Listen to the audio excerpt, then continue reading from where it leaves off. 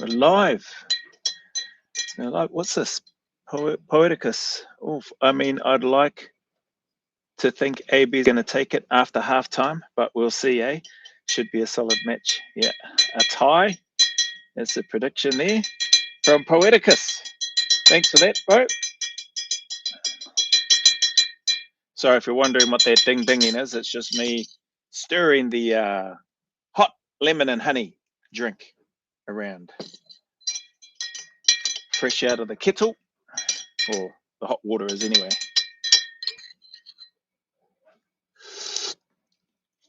Oh man, that's nice. No, not sick. I just like lemon and honey. It's just nice. I'm not a coffee drinker or a tea drinker. Milo from time to time. If it's if I feel like one. But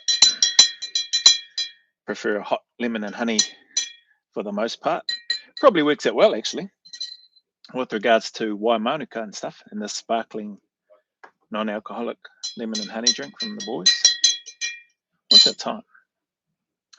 But 4 minutes to go till kickoff.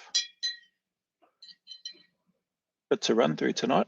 Whoever's here is here. If nobody's here, oh well. This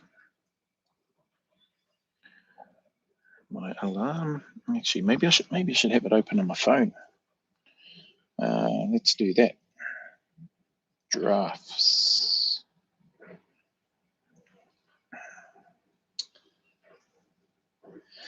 Let's see how that goes that way. Change the settings so my screen stops turning off. All right, cool. That should work. And that frees up the, oh bloody hell. That frees up the screen, the big screen for other stuff. Yeah, let's see how we go anyway. I picked up one of those gift card things to join school. Oh, really? Hope your week's been, yeah, it has. Hopefully yours has too, mate. Done anything, been up to much this week? Well, I'm sure you've been up to stuff this week, but anything you want to share or disclose? All good if not. Looks like you're the only one on here, Poe. If that's you, that's a surprise. It's usually Rubber Kiwi. Usually Rubber Kiwi's here first. Oh, that is good. I think all the honey's mixed in there now, so that should be good. It's just the jar itself is a little bit hot.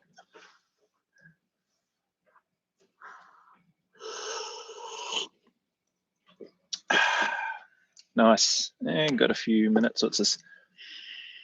No, a bit of drama with a lad, but otherwise nice week. Good news with ACC. So chins up. Nice. All right, good. Good to hear. A bit of drama with the lad. Hopefully that wasn't too much drama. A couple of minutes. I'll give it a couple of minutes instead of starting off right now. Oh, I better grab this. I've been forgetting on the lives to blink and acknowledge and talk about the Waimānuka stuff. So I've got to make sure I put it right in front of me so I don't forget.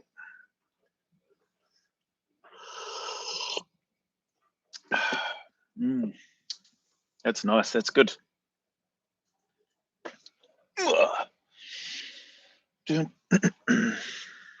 Yeah, surprise, Rubber Kiwi's late. Yeah, must be tied up. Must have something on, or he's found a better channel to go to. That wouldn't surprise me.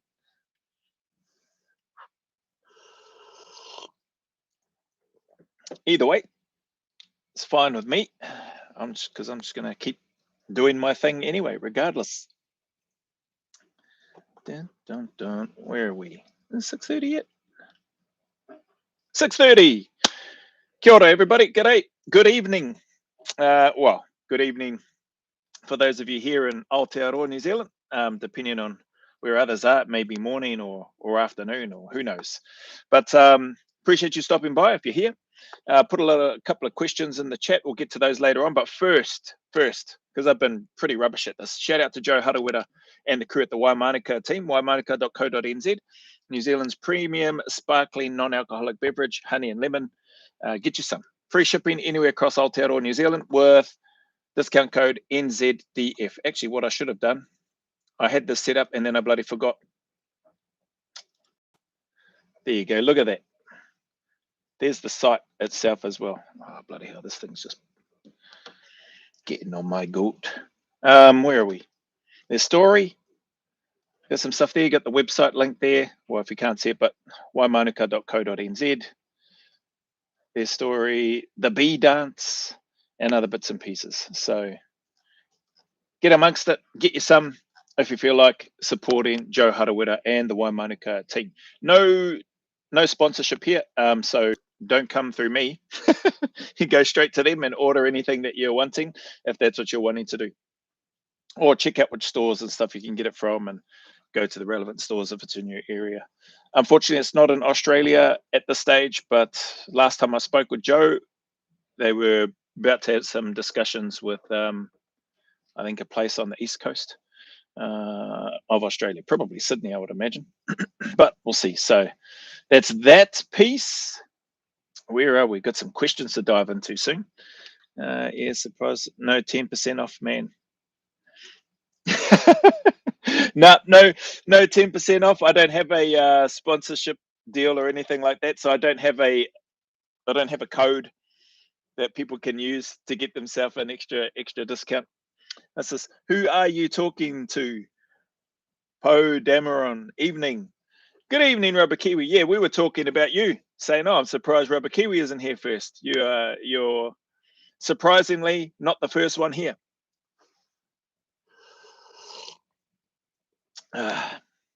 Anyway, you got $26 off. Who's that? Who did? Po or me? Excuse me. I didn't get $26 off. Charlie29, evening to you. All right. We've got a bit of stuff to go through today. Got some questions from Solly for me, which I'll go through and answer. Got some school and upcoming interviews, a bit of an update there for just general. Then I'm going to zoom in on some of Hamish McLaughlin's. Oh, actually, no, we'll talk a little bit of rugby first before Hamish McLaughlin stuff. So I've got some questions and stuff there. We'll see who comes up with what, and then we'll see how close we get. Hamish McLaughlin, then I'll probably round out with some of the stuff from Hamish McLaughlin, ex-Kiwi SAS, and went over and joined the Australian SAS in 2008. And his Zero Limits podcast, episode 223. So I'll share the screen for that later on. People will be able to see it. But there's some, goes for around about 3 hours long. I haven't listened to the whole thing yet, but I'm probably well over 2 hours into it. And I just marked some little bits and pieces to have a listen to. I thought, I'll play some of this stuff and see how it goes. Share my thoughts and stuff on it, but also read other people's thoughts if there's anybody there. What do I got here?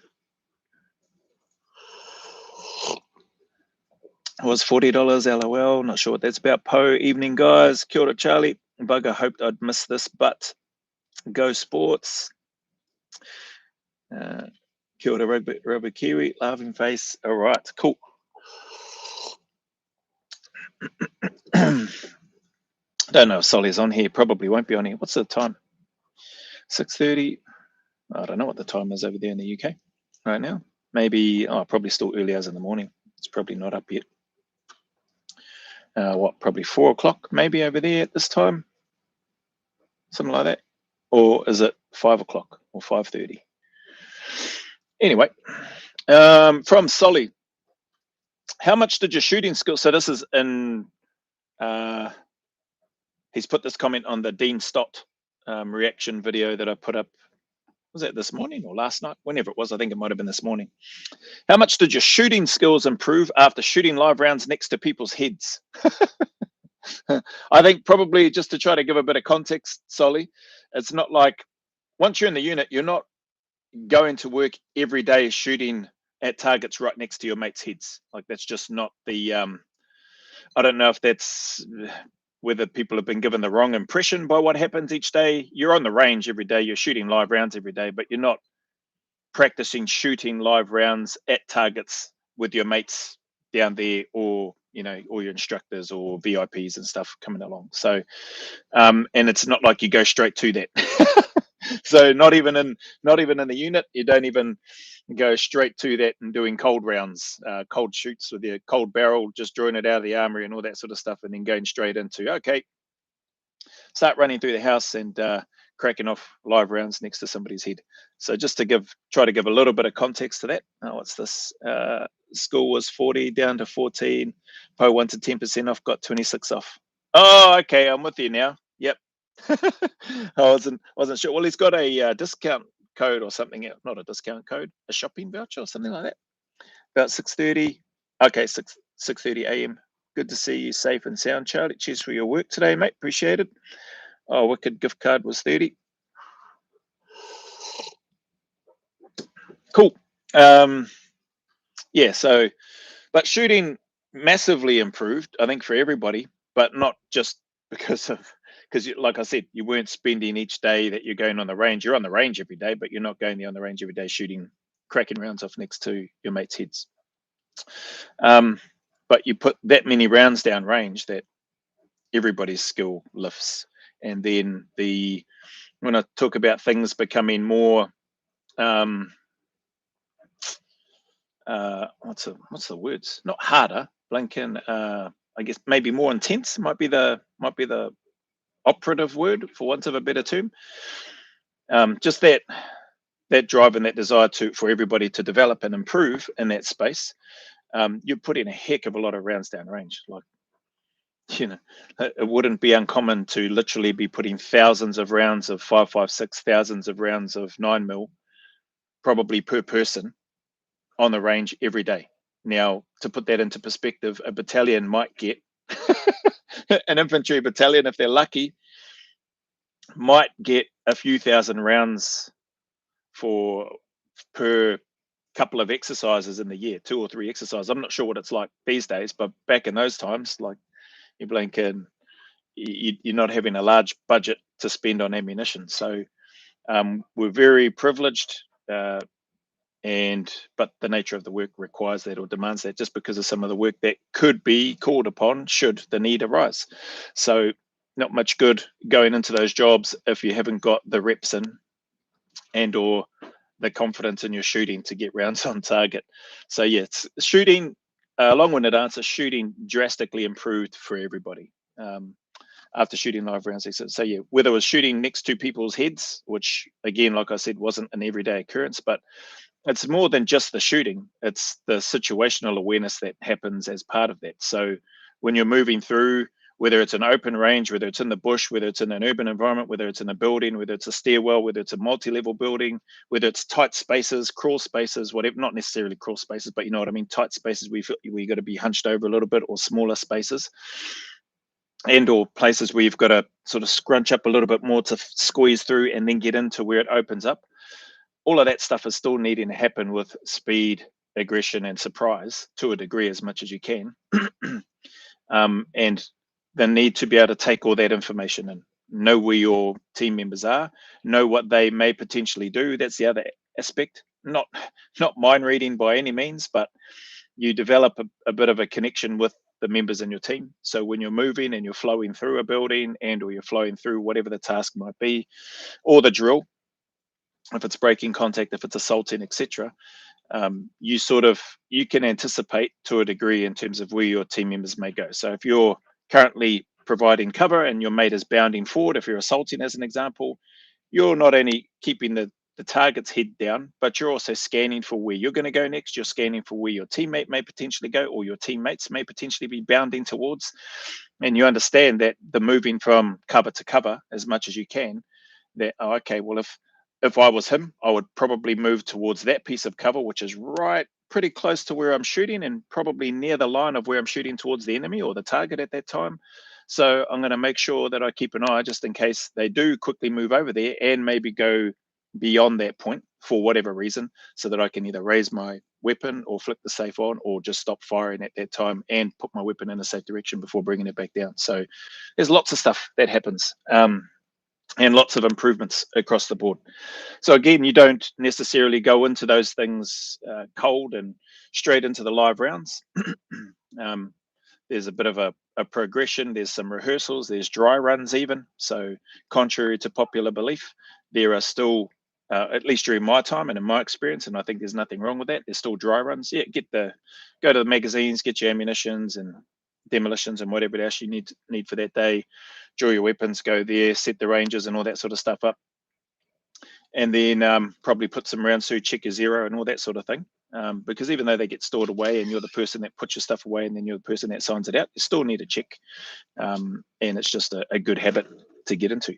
And so with all of that happening, by the time you start doing things collectively or with your group, whereby, dare I say, what Solly has got here, rounds next to people's heads, where that can happen at times, you're constantly rehashing, refreshing, and doing the checks and balances before you dive into that. So that's what I would say there. So they improve drastically across the board, but it's not what people may think, at least not during my time. There is a progression to it each and every time, which is a great thing to do, rather than just, in my opinion, rather than just jumping in cold and going, oh yeah, I just put my weapons in yesterday, she'll be good to go. Just go straight in there and then start blinking, pinging off Huns heads right next to your mates' heads and that sort of stuff.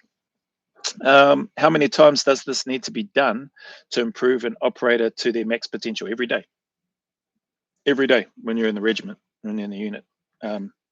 Like I've said multiple times, like you're drawing ammunition and weapons every day, and then you're going out and doing live shooting every day, and you'll have your process in terms of building up to the relevant scenarios, and they can become more complex depending on the instruction and or the objectives for those days, and the tasks and the goals that you're looking to try to achieve based on what your leaders and stuff have got in play or in plan for you. As well as that, so was it, how many times does this need to be done to improve an operator to their max potential?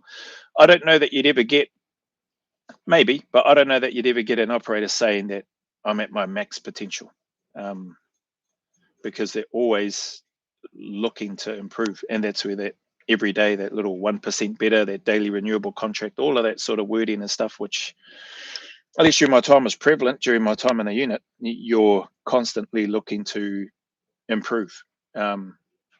Everything from a faster pistol draw, faster stopwatch draw with your primary weapon, your sling setup and system in terms of what you're using and how you like to use it, the actions that you take to do a changeover in a stoppage drill with your long gun and switching to your short arm or your secondary, where your gear is packed, where your teammates' gear is packed, knowing where your teammates keep their primary med kit should they go down, knowing where your teammates have their spare mags, where your teammates' kit is on them. So there's constantly always stuff to do. So I don't know that any operators will say that they're at their max potential. But to your question on that second one, how many times does this need to happen? Every day.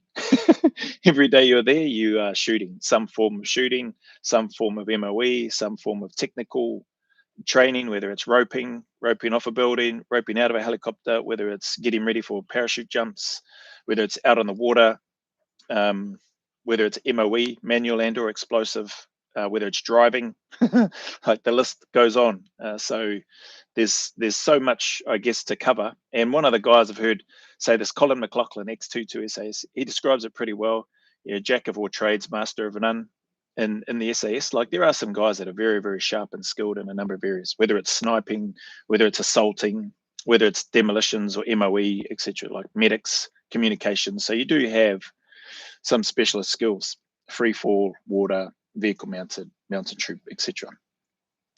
But at the end of the day, I think even those guys with their skill would still say that they are not like those that do it for a full-time living, like a full-time parachutist that does all the blinking does all that stuff in Civvy Street and has done it for years and years, and that's been their primary way of making crust, they are head and shoulders above, guys that are free fall operators within the regiment or within the unit, even though those guys are still very high level. Same with the driving and the fast car driving with race car drivers. The guys go and do that course with professional race car drivers, and they get to a pretty good standard when it comes time to doing direct action runs onto buildings, onto aircraft, onto planes, trains, and automobiles, and all that sort of stuff. They're not too bad, but even they would say that they are blinking not even a driver's backside when it comes to the pros that do that sort of stuff. So there's a lot of skill training and stuff that happens for people that are lucky enough to make it into a unit like that. And you've heard Chris Van Sant talk about in Delta Force or CAG, where their guys and their budget, as long as you can explain and present your rationale in terms of how it makes you a better operator within the team or within the units, then pretty much they'll fund you to go and do it.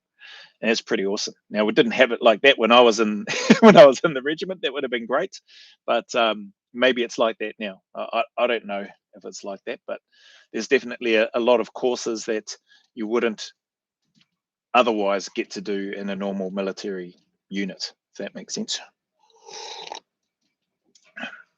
So yeah, max potential, daily thing to do. Then you've got here, Solly, the last part's probably more a comment than a question. Brent Tucker, Delta Force. So check out Tier 1 podcast for those that don't know. Brent Tucker. Delta Force said he thinks it's a tad strong to say the SAS practice of firing live rounds next to politicians is done. So I think there was somebody that said SAS operators practicing shooting live rounds next to VIPs, royalty, politicians is just flat out dumb or something. Each to their own. So Brent Tucker's saying he thinks that that's a tad strong to say SAS practice of firing live rounds next to politicians is dumb, but he doesn't know if it needs to be done. That's a fair comment too. I mean, whoever said that they felt it was dumb, they're entitled to their opinion. If that's not what they do, then that's all well and good. They've got their reasons. And likewise with Brent Tucker, but he doesn't know if it needs to be done. Probably, again, a fair point, which is why I think when I describe in that reaction, the opportunity that I got to do that for the first time in front of a peanut gallery, for want of a better term, we'd call them the blinking dog and pony shows when dignitaries and VIPs and stuff are coming to have a look at the capabilities and sort of training facilities and what we do, and then to sort of shock and awe them and justify the money that's been spent, and going through a blinking dare I say a battalion's worth of ammunition in one day for the most part, and doing that multiple days, to maybe that somehow provides the rationale that what they're doing and what they're spending it on is important, is applicable, is why they're able to do what they're able to do. So maybe in that context, because I mentioned in there it was my troop commander that stood between the targets, rather than having one of the VIPs standing there, another one over here next to this target, another one over there, and them starting to potentially get nervous, because there is that aspect. What's the natural thing? People tend to do the opposite to what they're told. Like, I need you to stand here and do not move. Whatever you do, don't move. Next minute, they can come in, and as soon as the blinking flashbangs are going off, and whether you've got a blinking 6 or 9 banger or whatever, and it's going boom, boom, boom, boom, boom, boom, boom, boom, and then the guys are coming through and they're already putting rounds on target while those things are still cooking off in there. Some of those distractions going off can be enough to cause people to move, because they're worried that that it's a grenade, or that something's going to come out there, depending on the briefing that they've had or haven't had. So in that context, I believe to minimize some of that risk, because there were males and females coming through, dignitaries, VIPs, they cordoned off an area for them to stand, and our troop commander, who understood, he's been there, done that, and yeah, he was the not bait, but he was the person that would be utilized to demonstrate, I guess, the training and stuff that goes into it. So yeah, there's probably pros and cons, arguments for and against, with regards to doing it. But I think those moments, not just for dog and pony shows, but when you do those in certain times and at different parts of the training, I think they're a valuable part of the process. One, for me as the person going in, like, it was great for me to know that my team members had trust and confidence in me, for one, because I had trust and confidence in them. And like I said in that reaction, words to the effect of, it's not because they didn't want to do it, it's because they've already done it. And so now, one of the new guys in the team, this is part of the role. And so even that in and of itself could potentially be viewed as a somewhat of a test for some people to go, actually, no, I don't want to do that. It's like, well, bro, if you don't want to do that here and now, and if you're not prepared to do that with your troop commander, or with what are you going to be like on operations if it's one of the boys, So there's a lot of stuff, I suppose, in hindsight, as I think about that I didn't really think about back then, or I don't think I did anyway. I was like, yeah, cool, this is part of the job. We've got a onboarding or a process of way of building up to that. We understand what's going to happen to minimize the risk. We already understood where the targets were and where the troop commander was going to be standing. So, again, it wasn't one of those things, oh, this is what we're doing, rehearsing, and then come time on the day when the VLPs come in there, all the targets are moved, and then and then the troop commander goes stand somewhere else. And then we're coming through, and then it's a completely different scene to what we'd been rehearsing for the purposes of that. So, you do some rehearsals and that sort of thing for specific tasks to look to get a point across. It's still high risk. It's still fairly dangerous. But yeah. Anyway, hopefully that makes sense. So yeah, cheers for the questions, Solly, on those. Well, the two questions, and then that last one was probably more of a comment in terms of what Brent Tucker has said. Starting to get to a nice temperature now, where there's still a bit of, I don't know if you can see it, still a bit of steam coming off it. This lemon and honey, but I'm not having to blow it, Lincoln, a bazillion times to try to cool it down. All right. Sorry, chat. Let's go. Let's have a look. If you hurry, can push. No, wicked gift card. If you hurry, you can push us into double digits. I'll see if I can suss it off the laptop. Oh, well, I'm about to talk about school right now as well. Aside from aiming and pulling the trigger, what else goes into shooting accurately, rapidly? Aside from aiming and pulling the trigger, what else goes into shooting accurately and rapidly? Repetition, doing that over and over again, different positions, different environments. After PT, tired, exhausted, gas mask on, gas mask off, like a whole bunch of stuff in regards to shooting accurately and quickly. You need to be able to acquire the target when the time pressure's on, and you're doing the validation shoots, which sounds like that's what that clown Andrew Hasty failed on a CQB course over in Australia, but still didn't get badged with his cohort, but still got given a troop to command. And then whatever else happened, I assume he must have received the beret after getting an extra retest, which other guys from his cohort sounds like they got RTU'd, which was the standard practice at that time. So yeah, a heck of a lot of things that go into that in terms of aiming and squeezing the trigger rather than pulling the trigger. Answered my last question. Once you're operational, how much is muscle memory and how much is conscious effort with regards to shooting? Oh yeah, cool. Hey, what's the school channel called? Oh, I think I put it in the chat. One of the first comments, Poe. Link is in the channel post here on YouTube. Can't post links in chat. Speak before you think. Is that cheers? Looking forward to guests you're about to have on, Joe. Cassius Clay. Yeah, me too. I'm about to get into that. Let me see if I can put in the link for school. Maybe it won't even let me. We'll soon see. Just for Poe. But yeah, you've got the speak before you think piece there. Let's go there. Let's see if that shows up. I'm not sure if that's showing up, but that's the link for yourself, Poe, if you want to. All right. So school update.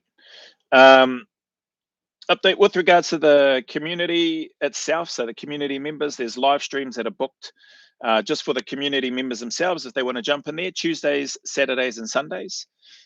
6:30 on Tuesday, I think, and then or 6:30 for them. Actually, let me have a look.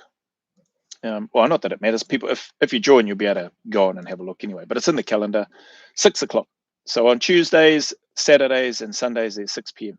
Scheduled for a couple of hours. Each one of those, there is a weekly live whereby I'll be there on the Thursdays, and that one's scheduled at 6:30. The Tuesday, Saturday, Sundays is more just for the community members if they want to. I may show up or not show up, but it's an opportunity for, if community members want to get together in gas bag or whatever, connect amongst themselves, network, whatever you want to call it. There's also, with that, if you want to share your screen and do, live screen shares or whatever amongst yourselves, then you need to, that can only be done on a Blinken, on a desktop or laptop.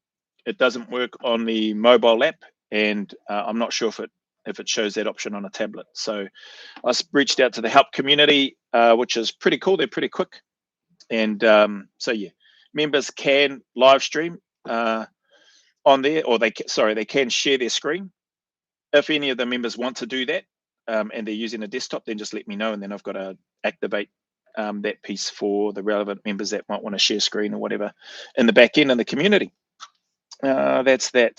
Spoke about the weekly live stream on the Wednesdays, which I'll be on in the school community, and then eventually, as we go, guest live streams. So TBC on that. Obviously, build up the guests a bit more, and I'll talk about some of the guests shortly. But sort of try to ease them into that space and see how that goes, see how comfortable they are, and if it's something that they're open to. Even from a Q&A perspective, but also potential networking perspective.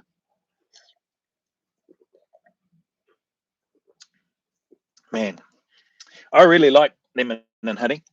Shubs asked me if I was my wee or if I was sick. I was like, no, not sick. I just really like lemon and honey. I reckon it probably helps too in the long run. Just in my head, probably helps in terms of keeping bugs away. So upcoming interviews. Oh, sorry. Link is good. Oh, okay. Found it. Is the Prezi card number the 16 digits on the front? I have no idea.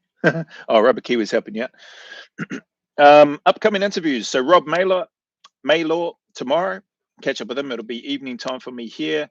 Morning, I think. Mid-morning for him.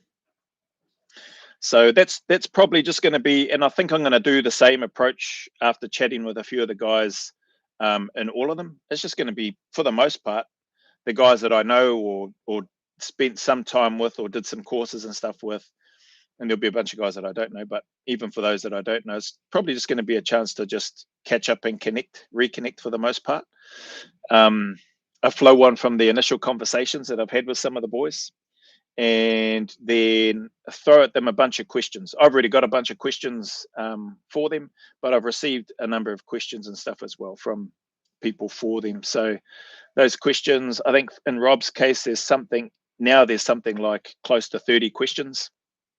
So even if we conservatively said 1 minute for each question, including the time that it takes me to ask it, that's still 30 minutes. So it's likely those questions are just going to take up that whole first one, which is all good. I've given him a heads up, said, hey, I haven't sent in the questions. I actually asked him, said, bro, I think this first one will just be like a catch up, reconnect, see where you're at now, what you're up to, as much as he's able to talk about. I've got some questions from people, as well as some questions myself that I'd like to just throw by you. And there's nothing too spicy or anything in there. How does that sound? And he's like, yeah, sounds good. So we'll ease into it. There's stuff in there about his company. There's stuff in there about RS. There's stuff in there about some of the questions that have come through with regards to people's interest, I suppose. Some of the questions will be pretty quick and easy, I imagine, or they'll cause a bit of a laugh. So Rob Maylor, I just keep saying Mailer. So Rob Maylor, Horse. So TBC, have spoken with him via comms on WhatsApp, in communication, sent him an email and that sort of stuff. Just going to wait to see. Hopefully next week. So this coming week, he's got a bit of time before he heads off think he's off to. I think he may be off to Mexico again. So anyway, but not next week. Maybe a couple of weeks after that, or a week after that. So hopefully we can connect next week. Get the first initial one done. It might go. I don't know how long they're going to go for. I'm planning for about an hour and a half maximum, just to not take up too much of their time. Yeah, and then with the intent of follow-ups. So far, these two lads have been happy with that. So we'll see how that goes. Next one's Greg Pup Johnson, TBC again, potentially something next week, depending. And yeah, it was really good to catch up with that fella again over the phone. Who else? Mark Law, catch up with Mark Law. In comms with him, got his email today, sent him through some stuff. We are going to try to connect face to face, which would be cool. So I think he said he's going to let me know next time he's down in Wellington, because I think he travels around a bit with his work. So if he is down here, awesome. If he isn't, well then we'll do something online and get it sorted. Jamie Pinnell, TBC. So all of these: Horse, Pup, Mark Law, TBC, Jamie's TBC, Jamie Pinnell, Andy White, TBC. He's still got so he's said yes, but just when I say TBC, in terms of there's no dates or anything set, but hopefully sooner rather than later, at least for the initial ones anyway. But Andy's got some commitments with other podcasts and stuff like that, and probably, I want to say book promotion stuff as well, for his book Outside the Wire, for those that may not be aware of it. Tom A, ex-Kiwi SAS guy, he's tentative. Well, I say tentative. It's not confirmed anyway. So he's got a Zero Limits podcast to do. So he's committed to that. So he's going to do that, and then maybe he'll do something with me. I hope he does, but yeah, if he doesn't, I understand and respect where he's coming from. So that's Tom. Des Powell, spoken about him. TBC as well. Had a really good catch up with him. I think I spoke about that on another live. He's off to Dubai this weekend, so probably tomorrow, and he'll be catching up with his family and stuff. So yeah, we'll see how things go. And he was kind enough. He got back to me. He's already spread the word to a couple of the other 2-2 lads. Again, nothing's guaranteed. We'll see how it all goes. He sent it to, at this stage, I think he said he sent it to Big Phil Campion and to Colin McLaughlin. So yeah, and I have heard from Colin in comms with him. I haven't invited him or asked him yet, but I will. So we'll see how that goes. He contacted me on Instagram pretty much after I'd already finished speaking with Des. So I think he was probably just following up after Des got in touch with him. So it was cool to hear from him. If anything, Instagram has been awesome for reconnecting with a bunch of guys, and even connecting with people that I didn't know as well, like Tom. So Tom, that, like I said, the ex-Kiwi SAS guy, pretty sure it was him that reached out to me and let me know, just to really clarify for me how hectic that contact was that Willie Apiata and him and their team were in, including Hamish McLaughlin. So, like I said, we'll go into some of that with regards to his Zero Limits podcast. This is the first time I've actually listened to it. I haven't listened to all of it, because it goes for a little over 3 hours, but I'm well over 2 hours into Hamish's podcast. And the reason that I'm listening to it is because I have reached out to Hamish, and he's not keen on doing any interviews at this stage, as far as I'm aware. So this interview that I'm listening to was done back last year, sometime in 2025. So, which is a shame, because there's a heck of a lot, just from what I've heard, that I would definitely do multiple catch-ups with him if I had the opportunity. But it's an open invitation, so I've let him know, and down the track I might hit him up again, just like I have with a couple of the other fellas. The Kiwi fella with the CGC letters after his name, Conspicuous Gallantry Cross. Hard Casey sent me a message on WhatsApp. The message just said, "Test black ass." Made me laugh. Yeah. I just replied laughing faces, and just put received. But yeah, crack up. He's still the same. Test black ass. Hard case. yeah, but good times, good memories. We'll see. But at this stage, it's a definite no from some of the other people. Mm. And the other one I've reached out to. So there's been a bit of hoo-ha about this guy prior to, and he's just been released from prison. Is David McBride, the whistleblower?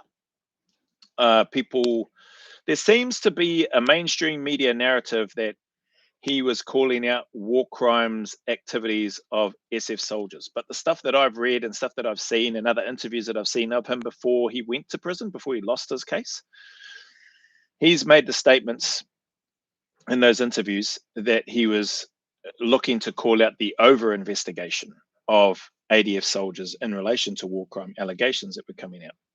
And that he was also looking to call out the headshed or the hierarchy, the ADF leaders who were allowing it to happen and or who weren't doing certain things that they were supposed to be doing. So I may have, it could be possible that I've got the wrong end of the stick on that one, but I did a reaction to some of his court case notes and documents and stuff as well. And I think that live was one of the ones where I got booted off.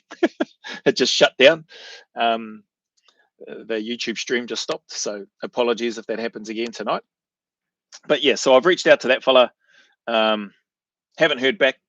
Not sure if I will, but I'm just keen to pick his brain and go, bro, just like layman's terms, help me understand what you were on about, because this is my understanding. I've sent him through a couple of questions saying, look, I'd be really keen to get an understanding of what it was you were trying to do. It doesn't matter to me. I've got no agenda other than just trying to find out what you're on about. Like, were you saying that there was over investigation happening that shouldn't have been happening and that leadership weren't doing their job? Or were you actually saying there are war crime allegations and the leadership aren't doing anything about it? And so because of that, I'm going to the media to blink and whistleblow. So yeah, no reply yet, but we'll see what happens there in that space. So yeah, that's that. Where are we? Put or 10. I think Rob's read all the ones we came up with. Cheetah. Yeah, he did say that he's read the ones in there. There's a whole bunch of other ones that I've got from some other people that aren't in school. And like I said, I've got some questions and stuff as well. So yeah, he may already have those.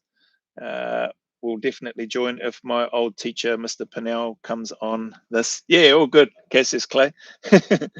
You and Mark could do the first ever live stream for 10,000 feet in a black from 10,000 feet in a Black Hawk. That'll be cool. Definitely hope Tom A comes on. His Instagram posts are fire.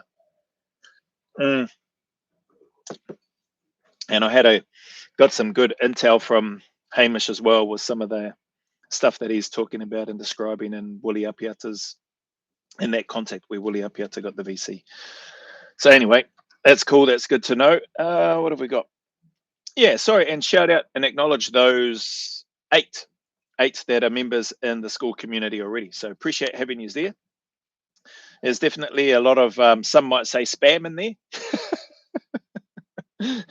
But that's what happens when you open it up and say it's uncensored and unfiltered. Some of those have taken the time to put stuff in there so that when other people do come along, that there's not blinking tumbleweed in there. So yeah, there's definitely stuff in there for people to have a look at, but none of the interviews yet. So that's where the interviews, as I mentioned, are going to go. Probably, I think maybe one of the interviews, as we delve into a particular topic in more detail with Greg Johnson, ex-Kiwi SAS guy, will probably be put on YouTube. It's in and around that TBI, traumatic brain injury stuff, and CTE. Was it chronic something? I can't remember that. Chronic traumatic. Can't remember the other word. Some long-winded word. But CTE, two different things. But I think CTE more towards that degenerative brain type stuff. And Papa's got a fair bit of information and things like that, which is a pretty big topic and an important topic for people that may end up having that, or who may be suffering potential signs and symptoms of it and may not be aware, etc. So we'll probably put that stuff on the main YouTube channel just as it is, because yeah, he's genuinely trying to spread the word on that sort of stuff, which is an important topic. So yeah, I think that's that for those pieces. Rugby predictions. I wanted to talk rugby for a little bit and get some answers from this chat here and see before I jump into Hamish McLaughlin stuff to round out this evening. Dun, dun. Dan, I'm here. Not too late. No, it doesn't look like it's too late. Good to have you here, Dan. 9 members. Well, it says 9 member. I'm the 9th one. So there's only 8 in there, and I'm the 9th person. The way school is, when you're looking at the members, it includes the creator of the community. So yeah, I suppose I still count as a member. What's this? I just joined too. Oh, cheers, Dan. Appreciate you guys. Oh, Poe is one of. Oh, okay. So Poe is 9, or then Dan would be 10. Yeah, I made it. Cheers, Poe. Just wondering, Joe, if you'll get/no operators who have recently finished up from the unit. Yeah, that's the plan. So the whole network of things. I've got friends that are still currently serving. Some of them have given me some contact details for people. So yeah, there's a massive list like that. Those names that I just read out there. That what's that? 1, 2, 3, 4, 5, 6, 7, 8, 9, including David McBride, but not one of the operators. There's probably another 15, I reckon, but I haven't called out their names yet because those guys I haven't reached out to yet. Actually, one of the guys I've already mentioned, or 2 of them that aren't on there that I haven't contacted yet. So there'd be 11. That's Big Phil Campion and Colin McLaughlin. I've dropped their names a couple of times, but I haven't reached out to them yet. And then there's probably another 15 or so in addition to them. The intent isn't necessarily just operators from SF. That's just, I guess, where I've chosen to start because, because of my connection to that place and having some friends and things like that have been there and or through them have given me details to other people. So, and then we'll just see where it goes from there. I'm definitely open to interviewing all sorts of people. I bumped into a fella, the Meat Eater, I think he is on YouTube, who commented on one of my videos. I think it was the reaction to Mark Law. He's done some stuff with Mark Law in the deer hunting space. Again, he attested to just the incredible person that Mark Law is, but also his helicopter piloting, which I was talking about. I haven't experienced it, but from what I've been told. And yeah, so there was this other guy. So I said, oh, well. So I've followed up with him. He said he'll think about it. He's got some cool stuff on his channel. He's got probably just under 20K followers here in NZ. I think he might be in Oportiki or in that area somewhere anyway. But yeah, so we'll see what happens. Open to connecting with a lot of different people. Oh, and I didn't even mention Buckaroony. So Buck Rogers over in Australia. So yeah, plenty of people. And the intent as well is, if I can, depending on how that goes, interview people that have maybe just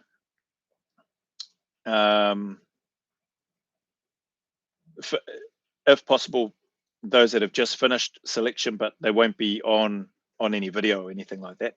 But just to have like a verbal conversation in terms of some of their experiences in and around it, but haven't done anything like that yet. I know some people that have completed selection and some are on cycle at the moment. But yeah, they've got enough going on in their heads right now to worry about doing that. So that probably won't be that practical from that perspective. But people, to your question, people that have recently finished, that should hopefully be more practical depending on how comfortable they are. A lot of guys probably aren't too keen when they initially get out, I'm guessing. But those that may be open to it, and if they're not long out, then that potentially would be, yeah, it's definitely something I'm interested in doing. Where are we? Finish the sentence. What's this? One of us. Cassius, most podcasts I've seen, operators have been retired for a long time from the unit. Would be good to get recently retired. Yeah, so we'll see how that goes, Cassius Clay. Like I said, hey, talk 5018. Good to have you here. Like I said, some guys, when they get out, if not, dare I say, probably most guys are still pretty well reserved, and it's potentially not until they've been out for quite some time before they feel maybe somewhat comfortable chatting about some of their experiences in their time. So, yeah, we'll see how it goes.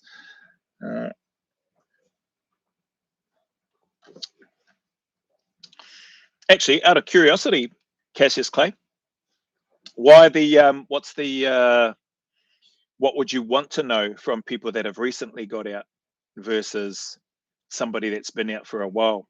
What's some of the thoughts or questions that come to mind for you in that regard? Is there something that's standing out that you're wanting to try to get a bead on in terms of recently, dare I say, recently retired from the unit or left the unit? Are there specific questions or things that you're wanting to get an understanding of from that fresh off the boat or fresh out of the unit perspective?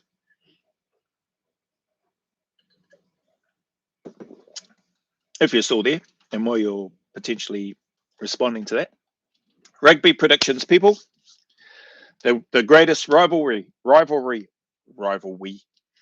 world's greatest rivalry. Any predictions for the rugby this weekend?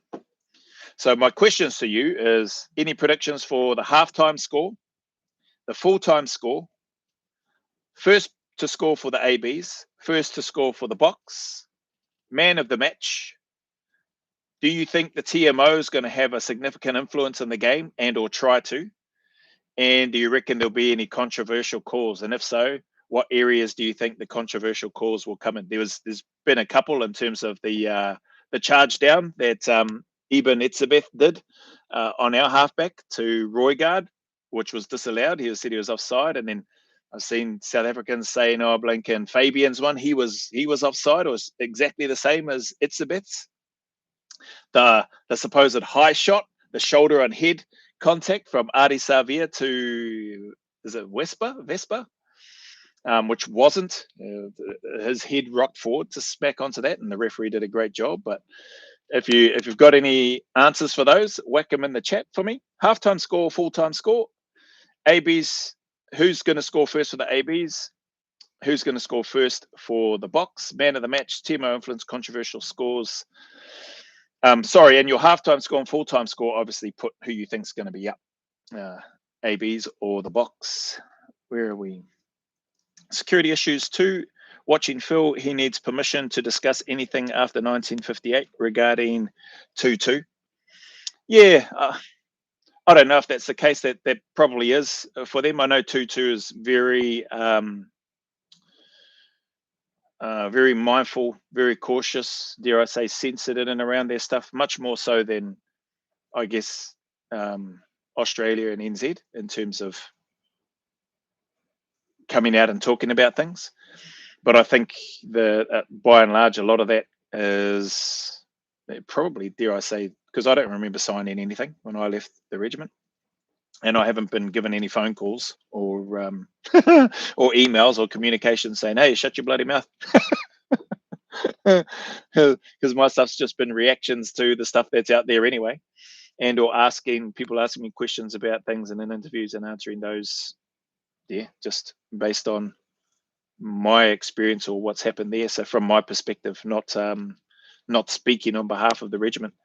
But yeah, the MOD over there in the UK has definitely got a few other things and other checks and balances that I guess they do with their lads over there, which is fair enough. Was 100-0. Who are they playing? Who are the Wars playing? Are they playing tonight or tomorrow? Must be tonight, eh? Rubber Kiwi reckons AB's down by 10 at the half, win by 17. Okay. Rubber Kiwi, no boots through the window yet. For me, nah. They got better things to do than wasting their time over here. Oh, Sunday versus Knights. Oh, cool. All right. Ponga. Kalen Ponga still with the Knights, is he? Can't remember. I think he is, eh? But yeah, man, Warriors are doing good. Hope they can just maintain the rage, do the same stuff that they're doing. No other follow-ups we've got, or the Wars that we've got 100-0 up the Wars. That's very optimistic. It's a lot of that's a very good support, that one. Cassius Clay, sorry, Joe, completely forgot the question you asked me. That's all right, so did I.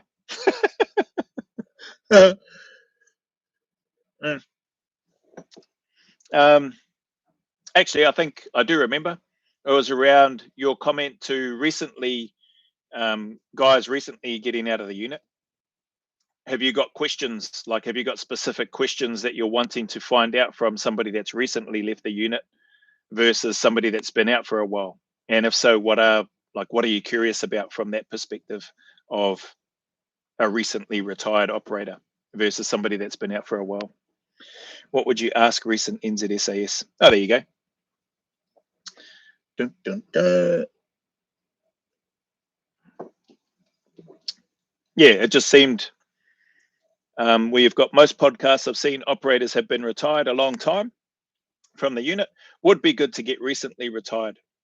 And yeah, so that, excuse me, with that, that's why my question. Have you got what particular aspects are you interested in from somebody that's recently retired if somebody was going to do an interview?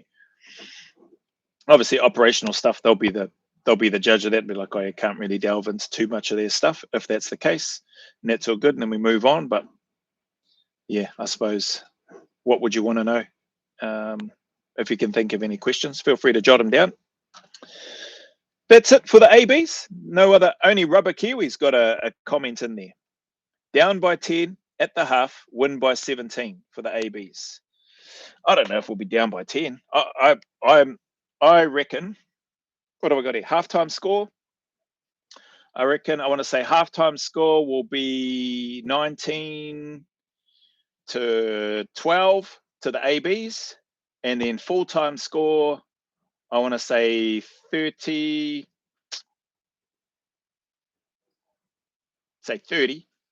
to 21. Say that 30 to 21 for the full-time score for me, for those two, and for the ABs again. First to score for the ABs. Who do I reckon score first for the ABs? I reckon probably Ruben Love off the tee with a penalty. I think will open the scoring. I think that will open the scoring for the Springboks as well. I don't think they'll kick for the corners as much. I like to think that the All Blacks will still kick for the corners, so I actually hope it's a try first, but we'll come to that. I think Ruben Love, though, otherwise, if it's in a good position and they're in that 22, I think that AB's mindset may be to look to build scoreboard pressure and put some points on the board, and take the points on offer when they're there, if they're from a good position.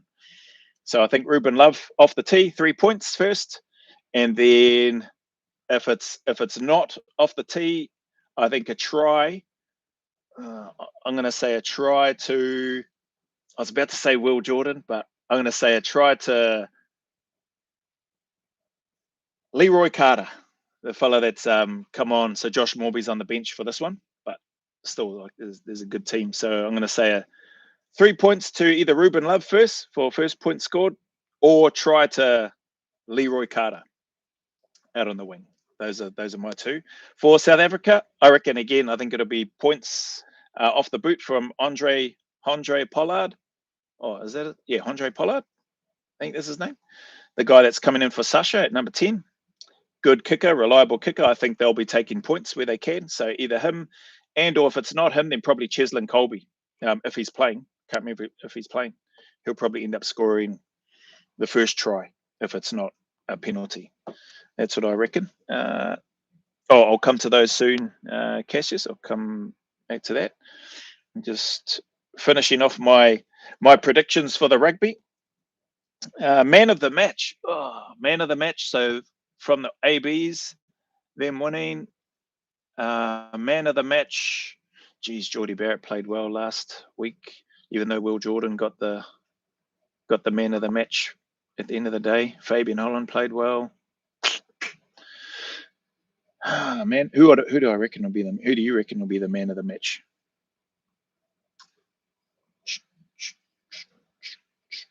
You know what? I'm going to say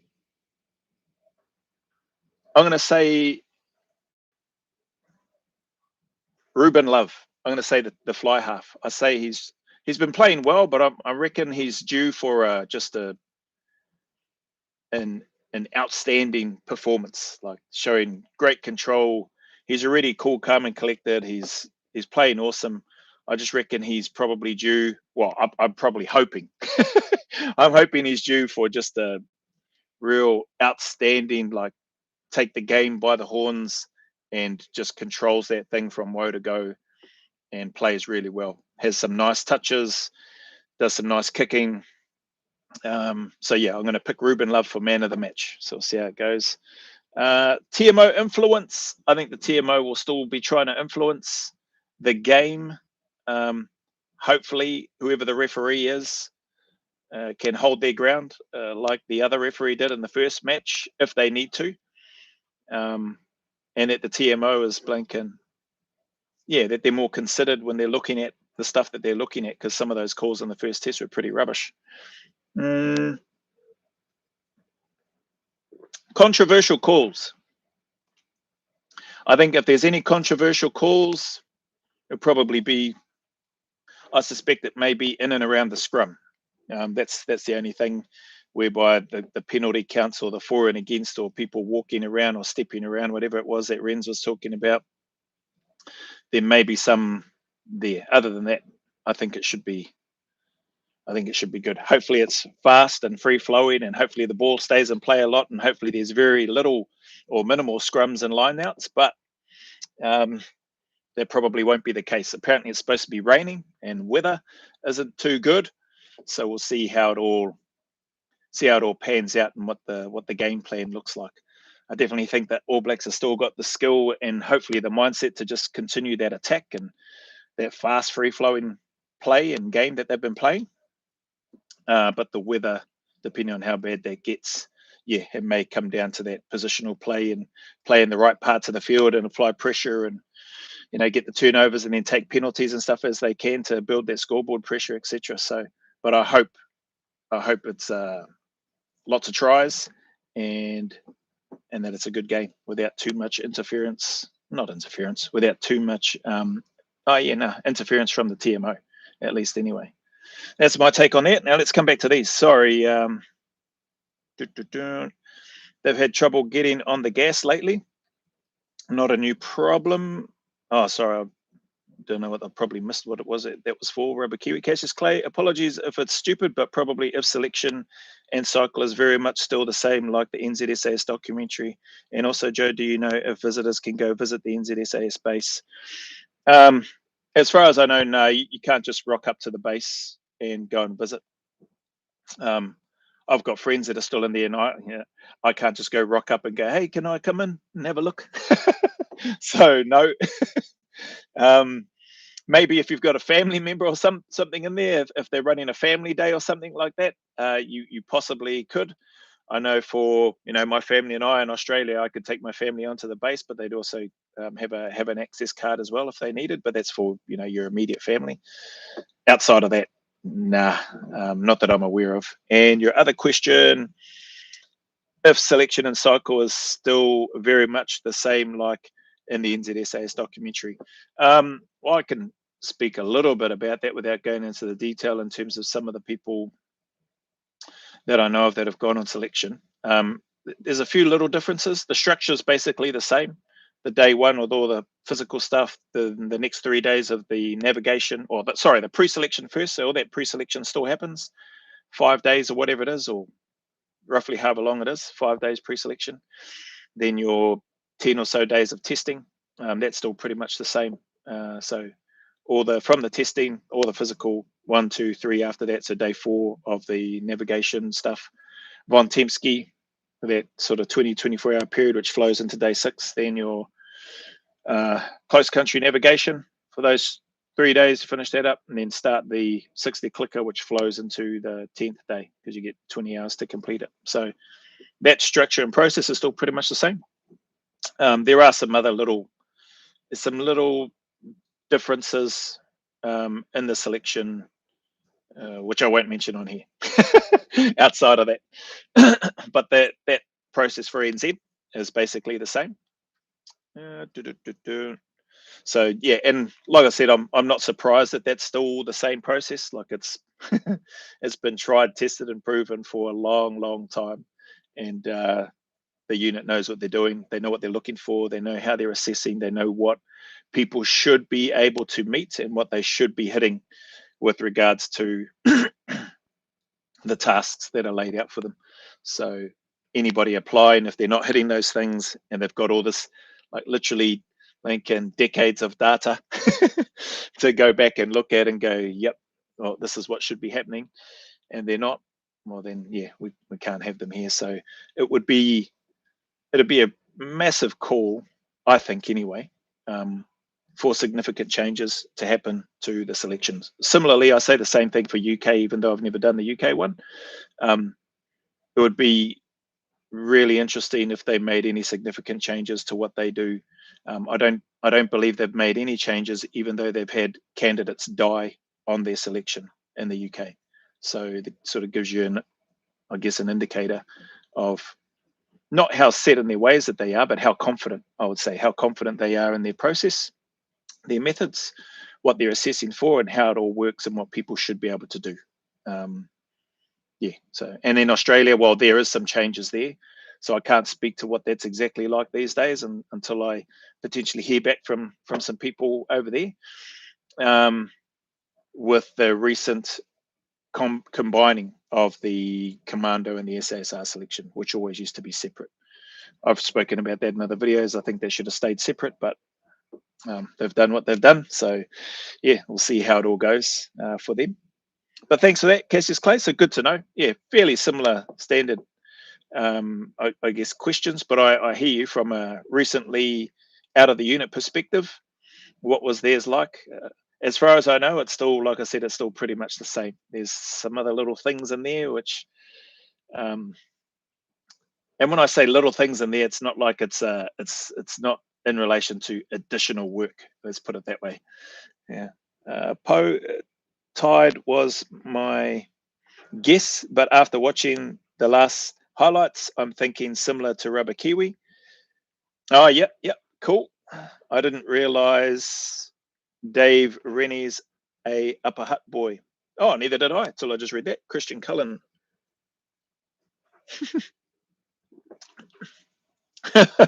Rubber Kiwi. People from the Bring Back Buck and Christian Cullen days need to let it go. What's this? ABs to win narrowly. Yeah, right. Okay. People still aren't putting scores out. I gave my scores and numbers. The only one that's given numbers so far, but still didn't give a halftime or a full-time score, was Rubber Kiwi, down by 10, win by 17. That could be blanking. Don't know what the numbers are. I don't know why people aren't putting numbers out. Rubber, that's because they all claim to be from Lower Hutt. More respectable.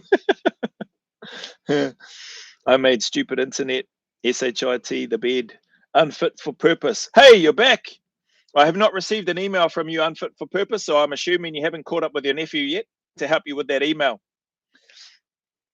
Haramai from Charlie29. I figured it was probably your fault as soon as it happened. Internet's down. What's unfit trying to do this time?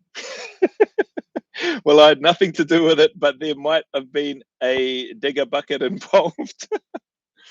What's this? What is the difference between SAS and SASR? Nothing. It's the same thing, but Australia have an R on the end of theirs. New Zealand is known as the regiment now. It's like back in the day, NZSAS group used to be called 1NZSAS GP on the end, or 1NZSAS group, or just referred to as the group. But it's the New Zealand SAS.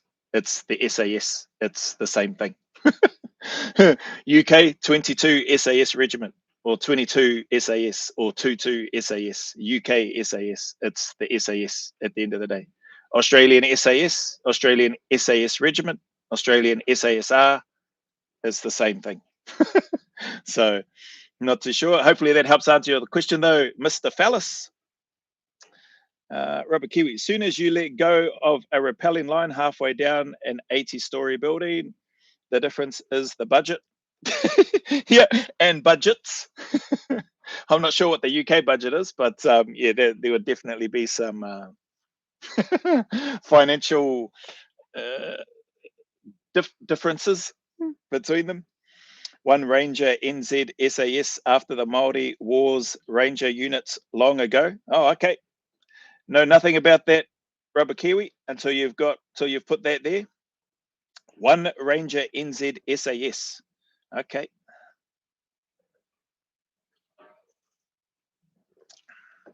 All right. Well, seeing as people don't want to put their numbers down, don't know why. All you're doing is putting your numbers, your predictions for the rugby. Be like Talk 501. He had no worries. 100-0 to the Wars. Thinking, trucking outrageous that number, but I like it. Wars 100-0 up the Wars against the Knights Sunday. All right. Okay. I'm going to share my screen, get into some of the stuff with Mr. Hamish McLaughlin.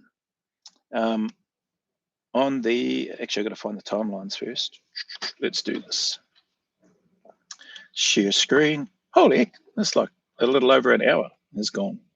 That has gone by quick. Nights by 10, because I can. I like it, unfit for purpose. So you should see that. Shout out to Zero Limits Podcast. That's it there, Zero Limits Podcast. They've got a whole bunch of stuff on there. And this is Hamish McLaughlin, NZSAS, Australian SAS, or SASR on the end. Same thing. This first little bit is in relation to him meeting his wife, and a little piece in there, and off to military prison.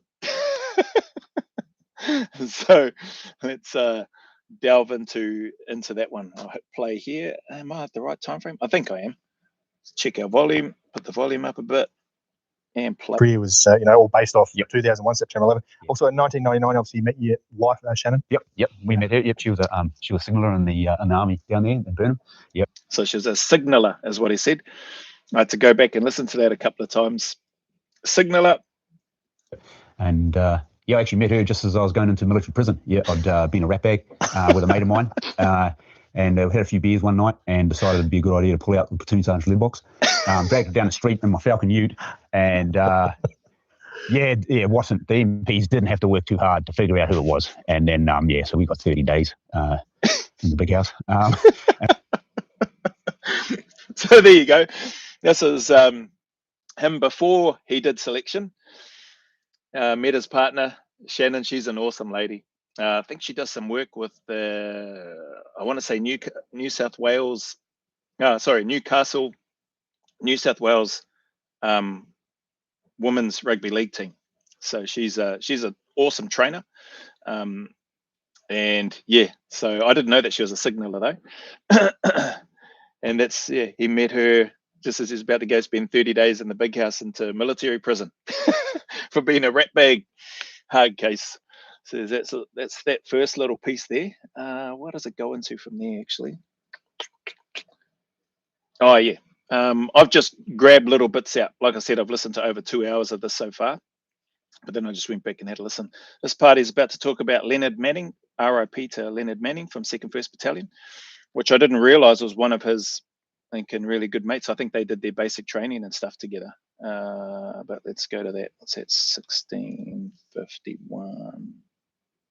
Let's go there. I'll just go from here. Sorry, chat. First half, I'll back anybody against the Wars. I'll back anybody against the Wars. But there you go, Talk. You got some competition there. Poe, first half to box, 23-18. Okay. Second half, 42-38. ABs take it. Oh, okay. Cheers, Poe. Mr. Phallus, what made you want to move from the conventional army to SF? Is the only reason I joined the army in the first place. I never joined to stay in that part, but I used it as a stepping stone to get to where I that's all I wanted to do from the age of 14. Talk. Truck the stories I hear about military prison. Yeah. Yeah, nah, I'd rather do normal prison if anything. Club Worth, is Hamish McLaughlin the first person to witness 2 Victoria Cross heroic actions happen? He could be. He could be. I don't know. Maybe in recent times. I don't know, because you got, Charles Upham, who got 2. And so I would assume there was probably some people that were in that probably maybe saw those 2. And from what we understand, or from what we've heard, he probably should have had more. So there may have been people that have witnessed more, but I'd say for me, he's the first person that I know of in sort of modern times, or modern warfare, that I haven't heard of anybody else being involved in and witnessing the actions which led to a Victoria Cross in 2 different times. From that, if that's your question, sorry, that's probably the question. McLaughlin witnessed 2 Victoria Cross heroic actions happen. He may be in terms of 2 different countries and being part of 2 different units, could be, whereas those in Mr. Charles Upham, rest in peace, VC and Bar MID, they may have witnessed several being, having the privilege of being led by a man like that. David Kirk was beside Charles for everything. Yeah, there you go. So that fella probably witnessed however many things that he witnessed, but Hamish may be the first one in terms of 2 different countries, 2 different units, 2 different people. First half, here we go, Charlie 29. 22-12, South Africa. Full time, 34-36, New Zealand. Oh, some good takes here. Yeah, thank you for those that have sent their numbers. Nice. All right, where was I up to for the next one? Sorry, peeps, my bad. Leonard Manning, 1651. Let's move that forward. 16. Let's go from 1633. Drained away, and I was like, oh, there's not much really going on here. And a few presence patrols, and check on the locals, and yeah, it was all pretty standard. I suppose that all finished for us. Actually 25 years to the day today, actually, that a mate of mine who I joined up with, a guy Len Manning, we were both recruited together from Hamilton, and he was killed in action over there on a tracking patrol, and he was not in the same company, obviously. He was in Bravo company, I was in Delta company, and then they were tracking patrol. They picked up sign. They were close to the border. They cut some sign, followed it up, found a whole lot of flattened areas that they deducted were like sleeping areas, so they started to get a rough gauge of numbers, and then they decided to pursue the sign up towards the high ground. And then when they went up there, as they were going up there, they were engaged, and from memory, Len was killed in the first sort of volley of fire, and then the team broke contact back down the hill. Lead scout checked on Len. He was gone. It's probably the terrain, weight of firepower, the numbers they had on the high ground, and the small team. I mean, they couldn't get his body out, so he was initially listed as MIA. The platoon I was in, we flew out to support Bravo company coming up the hill and trying to conduct a search for Len and for any other remaining forces that were up there. The boys in Bravo company located his body up there, not far from where he fell. Unfortunately, the militia there mutilated his body. By the time the boys had got to it, they bundled him up and got him down to the road and then repatriated him. But it was it was certainly a wake up. Were you back in New Zealand? No, I was. Are you in Timor at that stage? No, I was on the hill where they. Oh, were you? Yeah, oh, yeah. Shit, so our platoon and Bravo. Gosh. So yeah, pretty rubbish.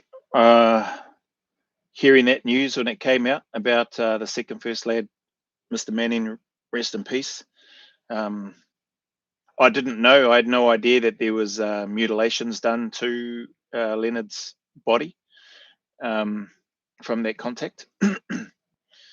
But whatever the probably Indonesian military may have had some involvement, or whoever their guerrillas were, or militia, whatever the term they want to use in regards to that stuff that happened there. Pretty.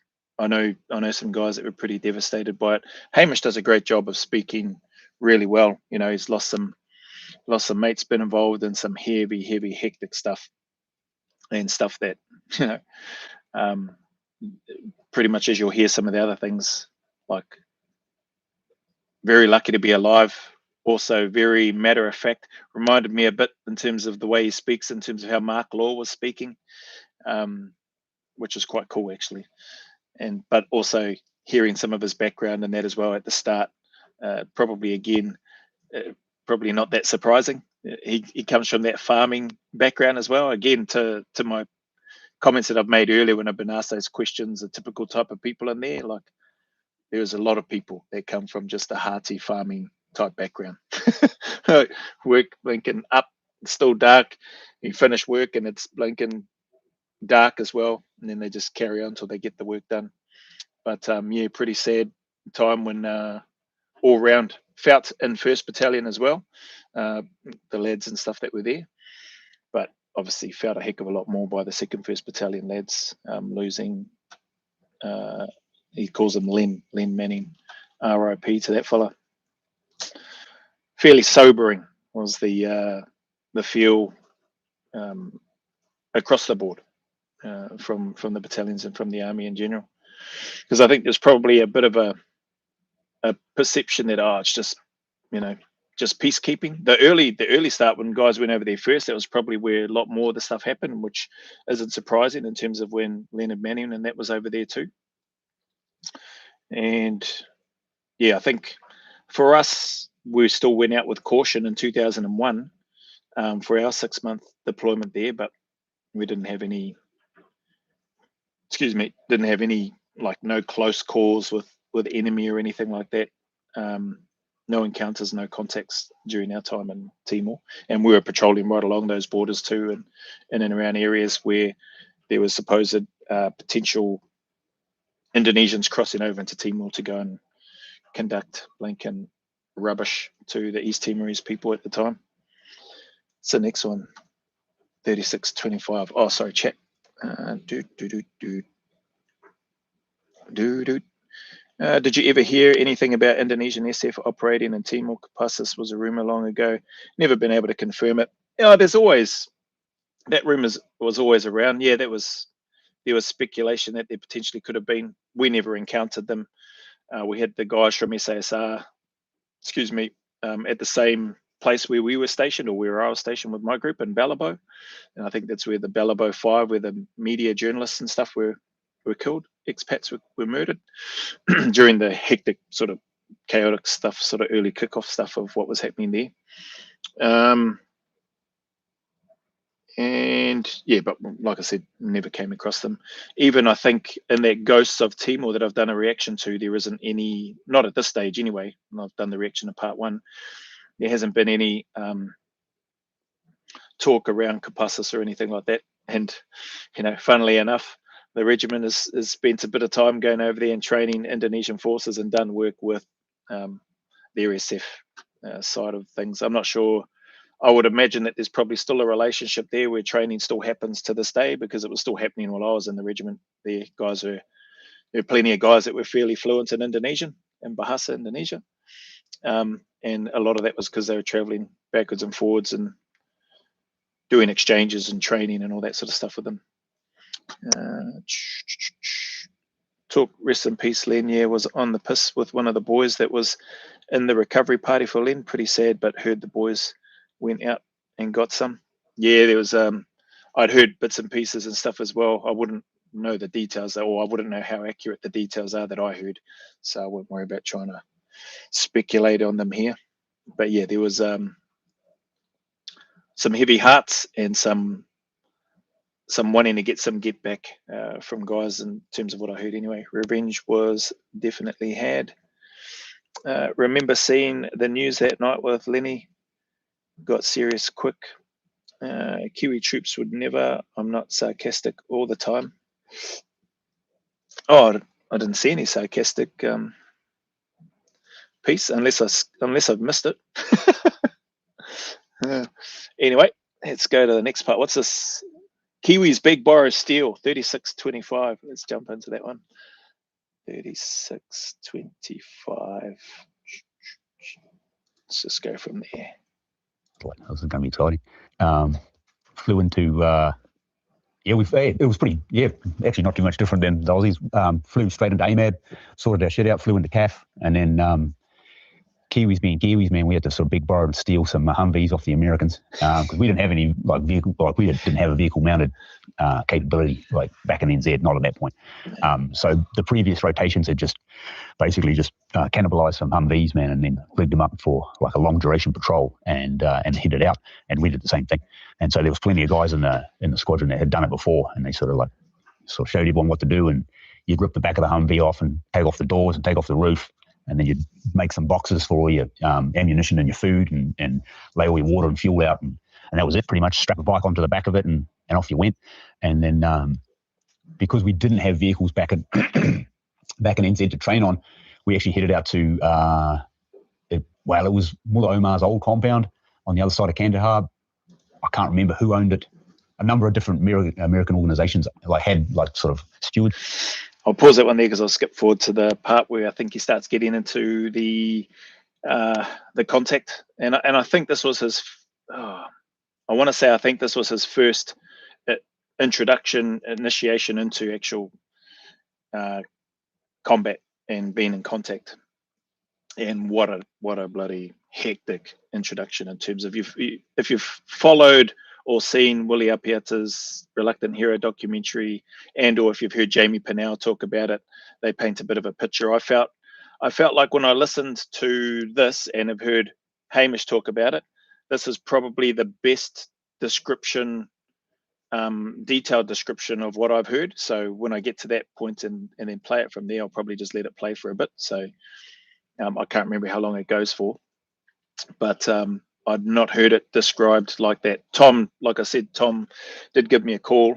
I think when I did a reaction just to go, bro, just so you know, that Blinken event and that contact was hectic, and you'll get a bit of an understanding from that when you listen to Hamish describe this here. So that's why I'd love to, when I've listened to all of the stuff that I've listened to in Hamish's interview so far, I'm like, man, I'd definitely be drilling into that. I'd want to hear more about that and that. I wouldn't be 2 hours into his podcast if I was chatting to him each one of these, just the different points and parts of his journey and different things that he's been involved in. There's just heaps to unpack in there, and would give a really good insight, and dare I say be inspiring for a number of people depending on what they're looking to do. And or just for people that might want to have a better understanding of some of the stuff that the lads have been through, Hamish and them. Anyway, I'll skip that forward. Sorry, what's this? Some heavy hearts. Yep. Kiwis would never get payback, was the sarcasm. Oh, okay. Gotcha. Let's skip this forward. What was it at? 40 minutes, I think. Around 40 minutes, lead up to Willie's VC. So we'll just around 40 minutes. That's not it. Let's skip. Do that. So costly for British and US servicemen there in the later stages of the war. We were driving through there and it was crickets. And this was in 2004. And we were in unarmored vehicles, and I don't think we got a shot fired at us all through the helmet in 2004. But once you got up into that Cod Valley, Shahidi Assas area, then you knew that it was going to be a fight. Everyone knew that. Shahidi Assas, it's that, or Shahidi Assas, depending on how it's pronounced. I don't know how it's pronounced properly, but that's the part that Scott Jones spoke about, the Valley of the Martyrs. So you reckon you're going to run into some trouble there? Probably. Well, you'll get into a fight up that way because that's just what happens up there. And the night, we got lit up there. We'd gone in initially into the village. I think there was a short KLE, and then maybe with an idea of having a Shura the following day, just trying to get the lay of the land, because that was what most of those long range patrols were, was just trying to figure out who was who in the zoo, really. And just quickly, KLE for the listener. Key leadership engagement. Yeah, so just a bit of a meeting of all the elders and stuff, like a Shura. Sure, yeah. And then so that was the idea. So we just pushed out of the village and then up onto a bit of high ground, and then with the idea of going back down there in the morning. And then those dudes obviously had other ideas. So about, it would have been it was pre-dawn, but it wouldn't have taken them too long to move in there. And you guys had no MVGs, that's right? No, we had MVGs. Was it single or double? I was running singles. So hey, we're not that poor. The boys aren't that poor. They had an NVG, a monocle. They were running one by the sounds of things. When I listened to this, that made me crack up when I first heard it. You guys had no NVGs. It's like, come on, they had it. They had NVGs in. Yeah. At that stage, it was just running a single tube. No, we had no thermal. No, we didn't have just primitive technology. Yeah, good old early days. Early days, and then just the green blur and little black outlines. Poe's cracking up here. So they basically moved the Taliban moved into the utilising a bit of low ground and some dried creek beds. They'd moved in pretty close proximity to where we were, split their force into fire support and an assault group, So they were well organised, man, when I was listening to this and trying to visualise that, because I've heard Jamie speak about it. Couldn't remember exactly, but when I've done a reaction to the Reluctant Hero, did I do a reaction to Reluctant Hero? I think I did. Well, parts that I've heard in Willie's stuff anyway, that's spoken about that, coordinated, organised, pretty well planned, which isn't surprising. They've been fighting in that area for however long, and clearly they got some intel. So I probably skipped a little bit further forward from where he gave some information about where they were leading up to, and then when they headed off, and then what they were going to do the next day. But that's all right. If you want to listen to it, you know where to go and find it. Zero Limits Podcast and episode 223, right there. Commenced the attack just before first light, and so traditionally, that's what a traditional attack was going to be. It was always going to be. Well, because right on first light. You got to have a bit of light to see what you're doing, don't you? And then so the initial burst from that fire support was heavy, like a lot of RPGs, a lot of PKM fire, and just the way the troop were laid out in 6 different cars from memory. Two or three of those cars bore the brunt of that because they could be seen. I think if they were right down the bottom, there must have been a silhouette or something, and they were able to see what was going on, or see our vehicles. And obviously, the Ford vehicle was the one that Willie was in, and then that copped a flogging. And then the one just behind it took hits as well, and their their vehicle commander was injured. And then the one in the centre was pretty much well suppressed as well. The vehicle I was in was back down with the other 3 on the other side of the ridge, so we were in cover, so we could see the rounds and everything flying over the top of us and then off into the distance, but nothing was effective for us, so we were out of it. My vehicle commander switched on to real quiet, real unassuming bloke, but just everything was with that dude was just 100%, real good dude. And I look at the way he sort of ran, I know the guy that he's talking about, his patrol commander for his vehicle, 100%, like just the way he's describing him, like an awesome fella. Unfortunately, wouldn't be able to get him on for an interview. He's still actively serving and doing other stuff as well. So, but yeah, maybe, never know, maybe one day. But it'd be cool to ever have the opportunity to interview him down the road one day. Who knows? He ran it was just a three-man vehicle team. I look at that and the way he did it and a lot of his mannerisms, man, and it was certainly a big mentor for me, this bloke. Real good bloke. He could tell that there was no fire coming back because you couldn't hear the Mark 19 going and you couldn't hear the 50s firing or any of the GPMGs on the door. And he made a call. We had an analyst guy doing our driving because we weren't really getting too much in, and so we had this guy out with us. So he basically told him, man, just drive that vehicle up and park it right on that forward slope, and then that's what we did. And then so we drove straight into that contact just as Willie was making his run back up that hill with his wounded team commander on his back. And you could so just picturing that. So this stuff I'd not heard this perspective or this lens of that particular event that night. And then Hamish will carry on. I'll let it play soon and carry on in describing. But the decision from the patrol commander, not surprising, like all of that stuff. To Solly's question at the start of here, how much better did your shooting and stuff improve? Like, it's not just your shooting, it's the whole situational awareness and taking things in. Like Hamish described, he couldn't hear the Mark 19 or the 50 cal going from vehicles that he knows where those rounds must be coming into. Why are they not firing? They should be firing. Something's not right. Gut feeling, bad feeling, whatever you want to call it, there's stuff going on for their team. And the patrol commander that Hamish is talking about, he's making all those decisions pretty quickly. I'm pretty sure he received an MG, Medal of Gallantry, for his actions, the patrol commander, and his direction, his leadership, the things that he did. But just hearing that part there where Hamish describes when they pulled up, went over, and got onto the forward slope, just as they got there, they're getting there as Willie's already running up this hill with his patrol commander, and you'll hear the description that Hamish gives of what he sees as this carries on a little bit more. You see that? Yeah. And so just as we parked up, he ran past us, and I always remembered, even it was probably low light at that point, but Willie was covered in this dude's blood, man. He was not in a good way. I mean, there's no doubt at all that Willie saved his life that morning.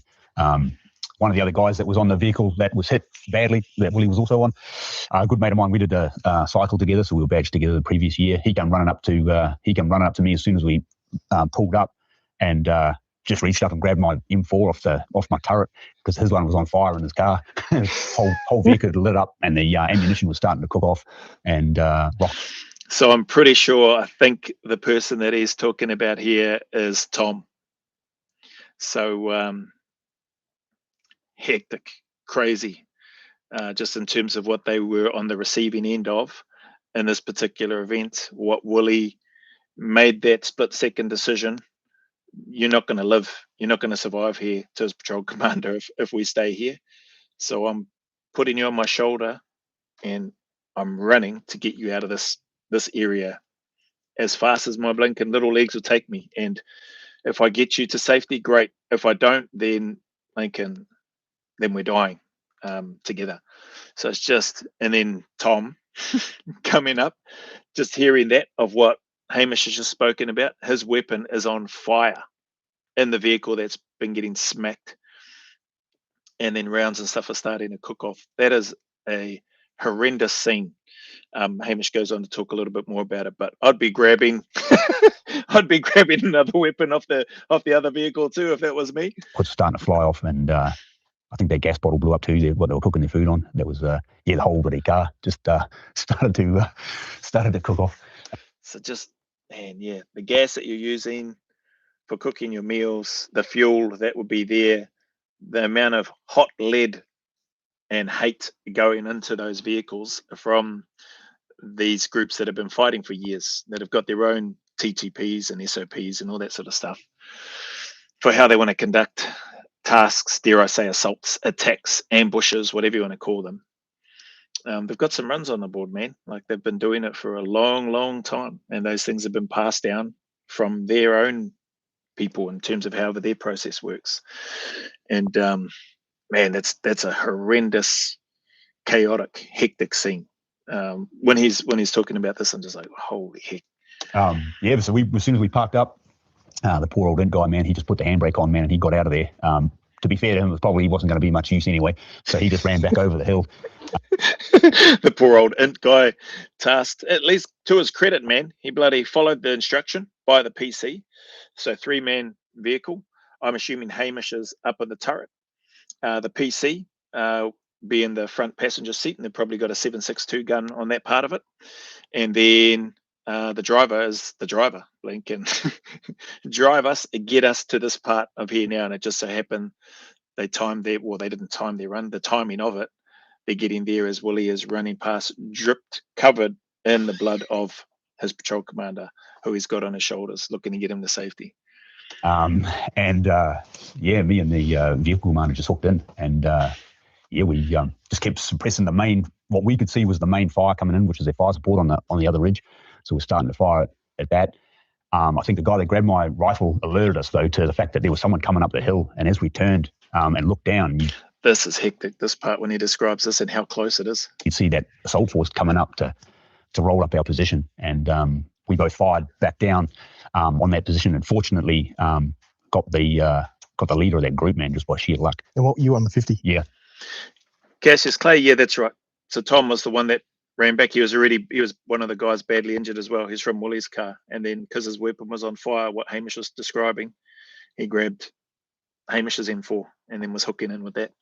He couldn't use his weapon, as on fire, and the rounds and that were cooking off on it. And he went down, and I think that's what probably broke that assault. That close? Well, he almost got hands on the vehicle. Yeah, that close. Yeah, so he was probably he was probably maybe 4 or 5 meters down in front of us, like from memory. It was close, man. Yeah. And then 4 to 5 meters from the assault party. So bearing in mind that if you can probably visualize the fire support group and how Hamish described that they had split themselves up, and they had an assault group looking to sweep through. And 4 or 5 meters down, I'm assuming it's Tom, identifies this assault group coming, lets Hamish know he's going to have to unpin that 50 cal so that he can swing it down to get it down on an angle, because you're not turning that down or on a pivot. I'm not sure how they had it set up, but I know for hours, if you were going to be looking to shoot that close proximity, somebody pretty much almost been able to put their hands on your vehicle, you're not tilting the 50 cal down on the turret that it's mounted in with the pin. You have to unpin that thing and then just freehand it and then angle it down. Bearing in mind he can't use his personal weapon because his other teammate, his operator, who I'm pretty sure, I think it was Tom that had it, has got his M4. So he's got the big bopper, and he's got to maneuver that so that he can blink and take out this assault force coming through. I think I might have missed some of it, so just let me go back a bit just in case I did. Back down on that position, and fortunately got the leader of that group, man, just by sheer luck. And what, you on the 50? Yeah. And he went down, and I think that's what probably broke that assault. That close? Well, he almost got hands on the vehicle. Yeah, that close? Yes. So he was almost hands on the vehicle. Probably he was probably maybe 4 or 5 meters down in front of us, like from memory. It was close, man. Yeah. And then and obviously with the 50, you've got to pull the pin to traverse it down and get it down there. And then so that close. And then, like, how many at the vehicle?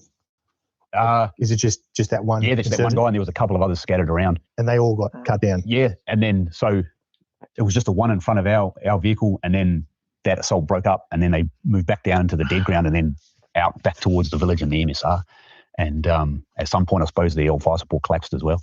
And then were they carrying AKs, RPGs, just the regular? And then most of the way back down the wadi, when we followed up, dragged marks and wounded and bits and pieces of military equipment just ditched, and then they basically got into a vehicle and headed south. We weren't really in much of a position at that point to pursue them. We had two prior ones pretty much, and 2 of our vehicles were just pretty much destroyed. One was burned down, and one was inoperable. Had taken an RPG straight through the side of the vehicle. But interestingly enough, I know he's been mentioned on the podcast before. Steve Askin, good mate of mine, we did the same cycle in that he pulled up on his motorbike during that gunfight and started hooking in.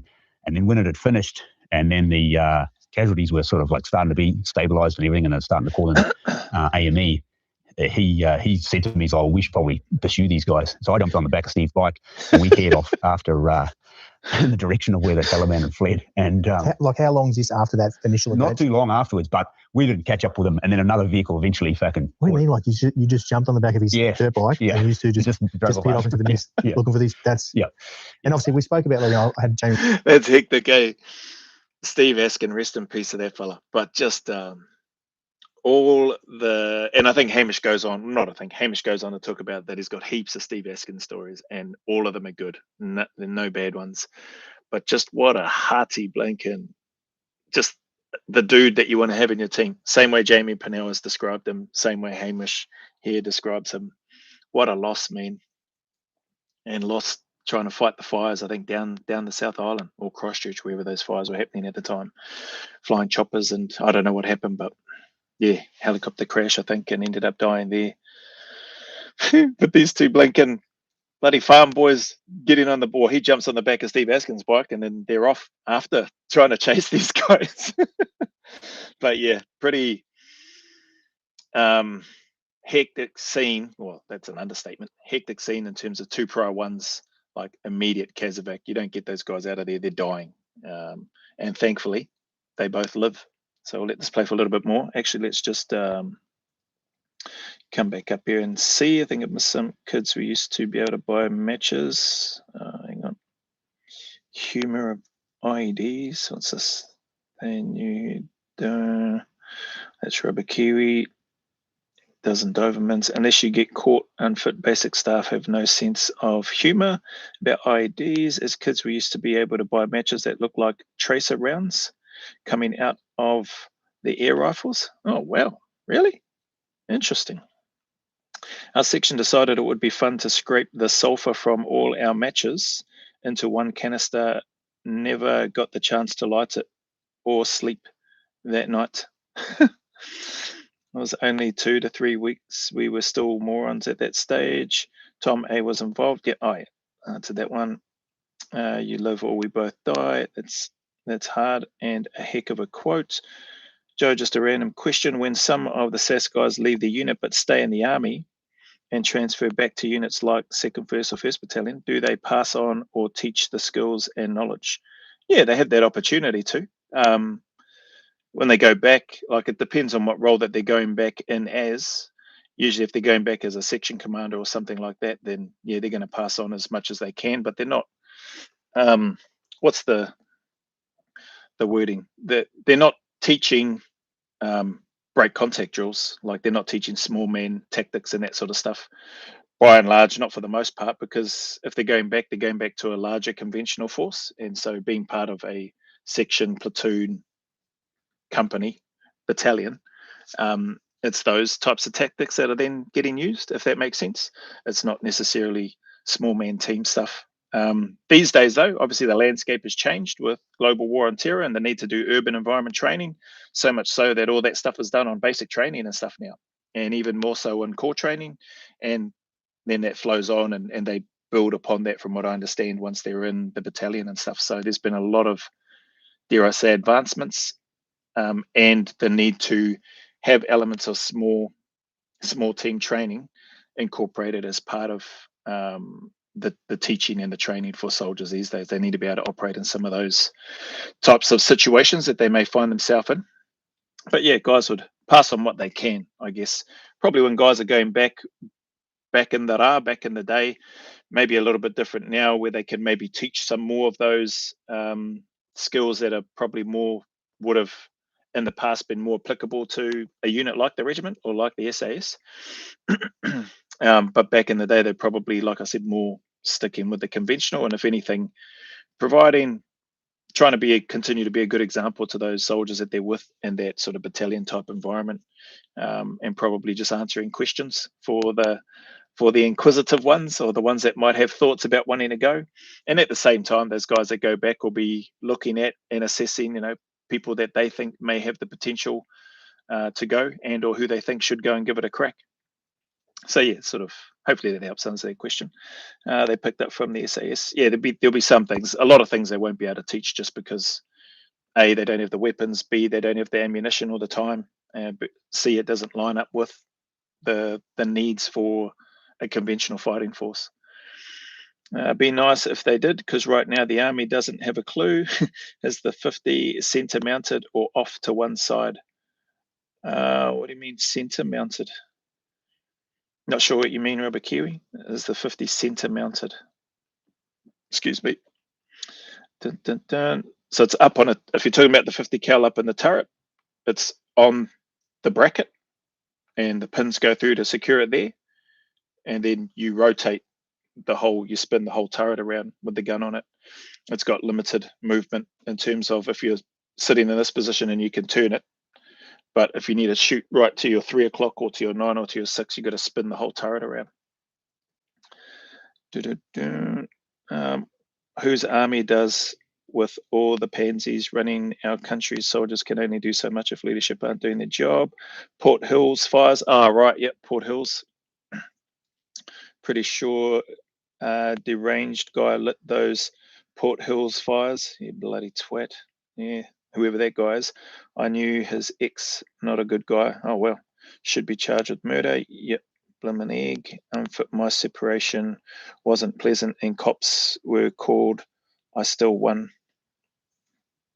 Oh, what's that about, unfit? On the roof, Pintle. Excuse me. Is it in the middle of the roof or behind the driver, etc.? Oh, okay. No, it's right in the center of the vehicle. I got you. Yeah, it's in the center of the vehicle. All right, let's carry on with a bit more of this one. What am I up to? Yeah, still woolly stuff. Let's hear a little bit more. Penella on, and he spoke about it. That was what Steve was like. He was just a high-charging human being that wanted to do the job. Yeah, he was a great bloke. Like, brave as fuck. Like, he was exactly the type of people you want to serve with. Fucking top dude. Yeah, can't speak highly enough of him. Yeah, and then obviously, as we know, Steve was killed in a helicopter crash later on. Fighting fires. Here in New Zealand. Yeah.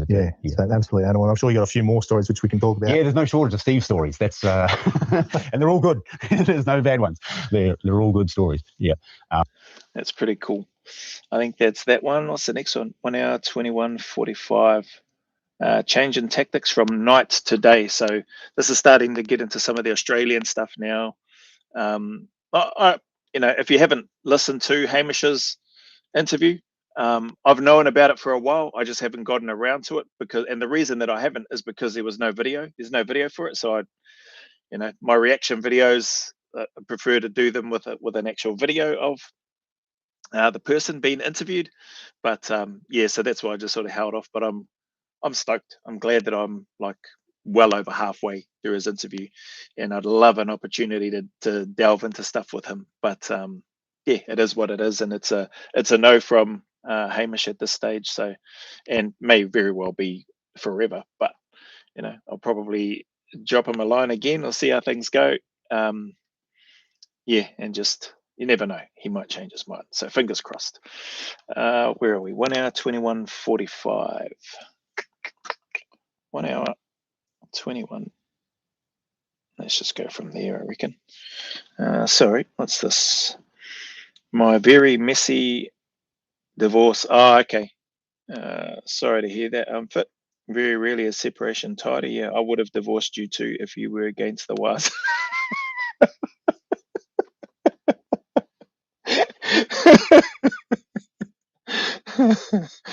Poetic is cracking up. We're still in the unit when Hamish moved over from NZT. Joe. Nah. I was out. So I caught up with him a few times though, and the other two Kiwi guys that went over. So there was 3 of them that went over at the time. Yeah, caught up with them. It was good. It was good to catch up with them. So I've caught. Oh no, I didn't catch up with them in 2018. But one of the other fellas I did though. He doesn't mention the other lad's name, so I won't mention their names either. I still gave her a high give when we signed the papers. High five. Never talked to her since. Got on a plane and flew home from America. Problem solved. High five. Oh yeah, cool. I was right. High five. Anyway, let's jump back into this. What was this one again? This part is change in tactics from night to day. So Australia, whoever the useless decision makers, the useless leaders from the political side of things, from the government and from the ADF headshed that had no blanking balls about them to stick to the advantages that the Aussie lads had, same as the UK, same as the US. UK and US said, no, we're still going to continue. Australia, we're doing daytime. It's just nuts. So anyway. Start of 2010. So that had already been ironed out. In 2010, reading over your bio, and I've spent the last couple of days with you talking about it, and it turns out to be one of your craziest deployments. Yep. Yeah, definitely. Yeah. Yep, definitely. And obviously the birth of your son. Yeah, so your first son. First child on the way. Found that out in 2009, and then back overseas in the start of 2010. And I guess again, like we spoke about earlier with Timor, was there a different method of operation? Did it change much? Yeah, so I don't know when exactly we got told, but at some point between 09 and 10, the ability to conduct night raids become harder and harder, and there was more restrictions based on it. And from memory, it was an agreement between the government, the Afghan government, and the Aussie government that we weren't really allowed to raid at night unless there was like an extreme circumstances, or there had to be like a higher level of justification to be able to conduct a raid by night. And the other, that to me is crazy. The high level justification is that you lower the signature and the chances of you and your team members being compromised and or easily identified and easier to kill. The fact that they didn't get the backing, that this decision was made by people sitting in an office off in a whole nother country, not on the ground going out and doing the raids and the jobs that they were being sent to do, is just crazy to me. I don't know what the conversations were with the guys there. And again, that's something that I'd love to probably delve into with some of the patrol commanders, because I don't know if Hamish was a patrol commander before he left. He might have been. He might have ended up being a patrol commander before he left. But I know one of the patrol commanders that he spoke about, where he was in that Tizak with, and he gives a funny little story and stuff there. I would have loved to have known what they said, because he came from SBS background, one of those patrol commanders who got the Star of Gallantry, and that guy's a hearty dude and very vocal. So yeah, man, I'd love to know what those conversations were and how they went. The coalition partners that were conducting the same operations as us, they obviously, the US and British. Yeah, the US and British, they didn't do that. Like, they obviously, I don't know if they just said no. I think they may have just said no and just continued to do it. Or I don't know what discussions were held there, but yeah. So when we came back there in 2010, most of our almost all of our jobs were. And just explain to the listener how that shapes and changes your operation or what you're doing. Yeah. So if we were if you go back a year, and then if you've got approval to conduct to target a compound of interest in order to kill or capture a JPL target, then you would the senior guys in the troop would go in, they'd plan it, and the main emphasis on that plan was keeping that your FE, your troops, move in there as clandestine as possible, and then setting up a cordon around that compound of interest, and then conducting that mission. Then the advantage that you have of doing it in the middle of the night is pretty obvious. We've got technological advantage, thermal, the training, and our MVGs and our systems to fire them. And you walk into an area in the night, and everyone who's walked any distance in MVGs will know you sit in there and you can gain situational awareness and pattern of life by simply observing that area as you're walking through it. You're not disturbing anyone because you're being quiet, and you've reduced everything down in terms of your rates of movement, and everything's slow and methodical. And you can watch a person out in the field for 5-10 minutes, and is that guy a threat? Well, no, he's not. He's just sorting the water out in that field, or he's moving from there to there, but he can't see us, and that's not suspicious behavior. So then and then you disregard, and everything's slow and everything's methodical, and you own the night.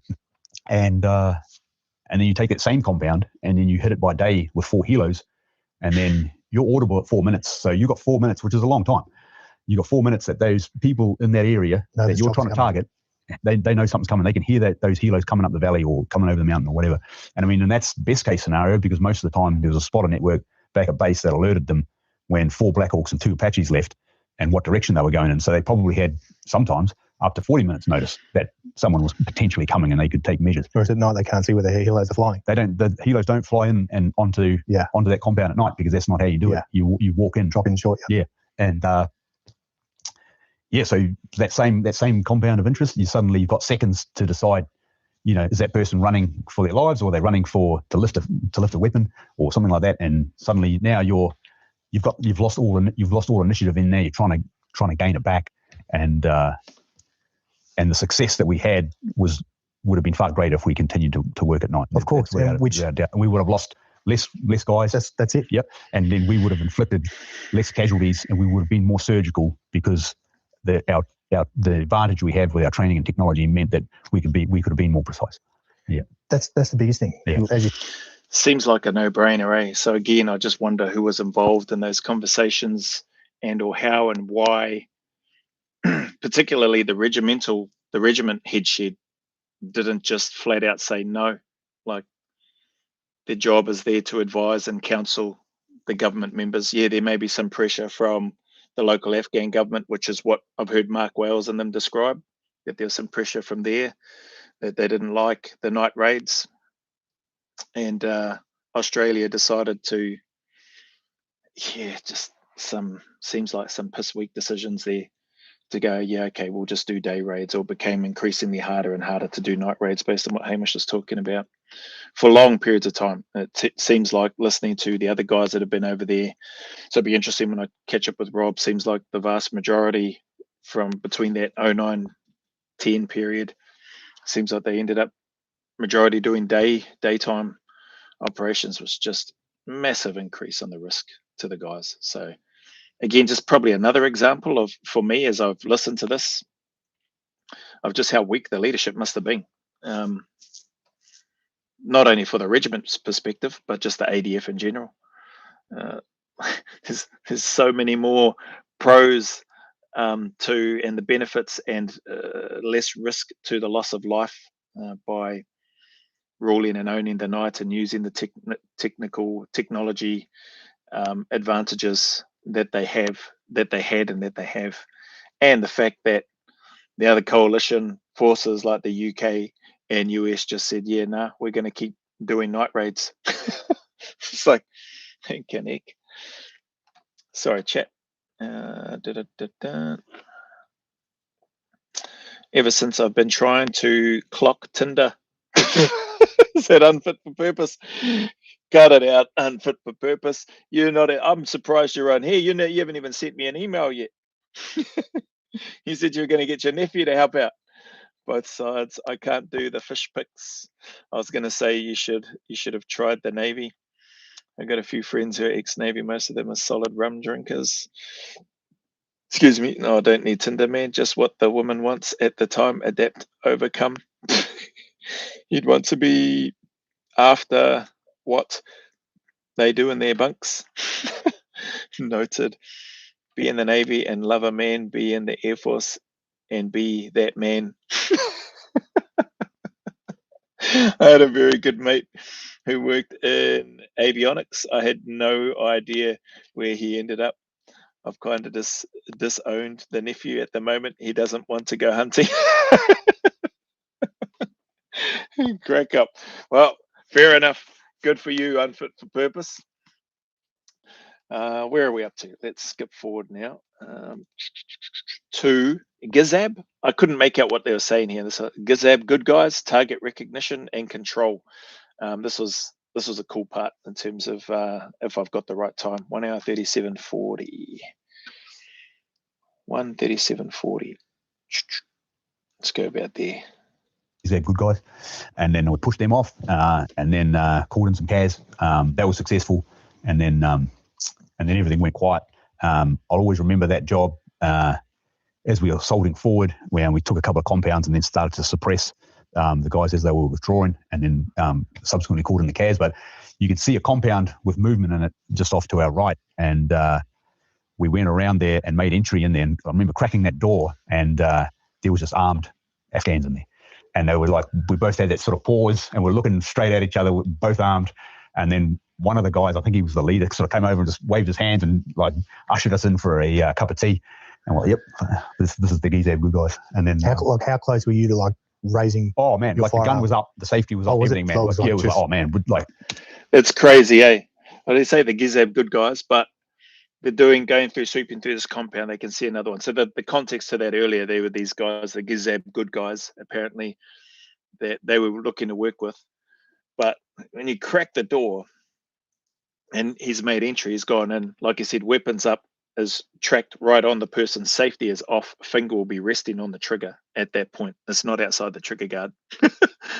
And he's seen armed Afghan soldiers in there.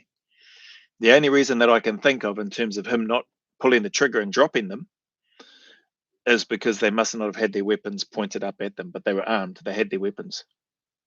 When I listened to it, I was thinking, holy heck, and the ROEs that they're working under, well within his rights to squeeze the trigger. but he didn't. Paused, looked. They're making eye contact, looking at him as well, and then thankfully somebody, sounds like, speaks up, talks. Oh, yeah, come in for it. Must be the good guy. So obviously they knew some of that information, that there were some of these good guys in there that they were working with, or that they were going to be marrying up with, by the sounds of things. And then that happens. But again, the level of control that takes, and that they've applied. Again, hence why I'm just really skeptical about the comments about, like, well, obviously biased, but also skeptical about a lot of the comments about war crimes taking place with unarmed people. So that's why I hope trial goes ahead, and then Blinken can hopefully get some answers. Whether or not we get the full picture or the full answers, I don't know. But that's a huge call. Prior to that, they've been under fire. They've taken out other parts of the compound, and they're moving forward, moving through. And then they see this off to the side, and they go in and they breach, and they get inside there, and then they're faced with several Afghans that are armed. Yeah, and then it works out well. I'll just let this play for a little bit longer because I can't remember what the rest of it was.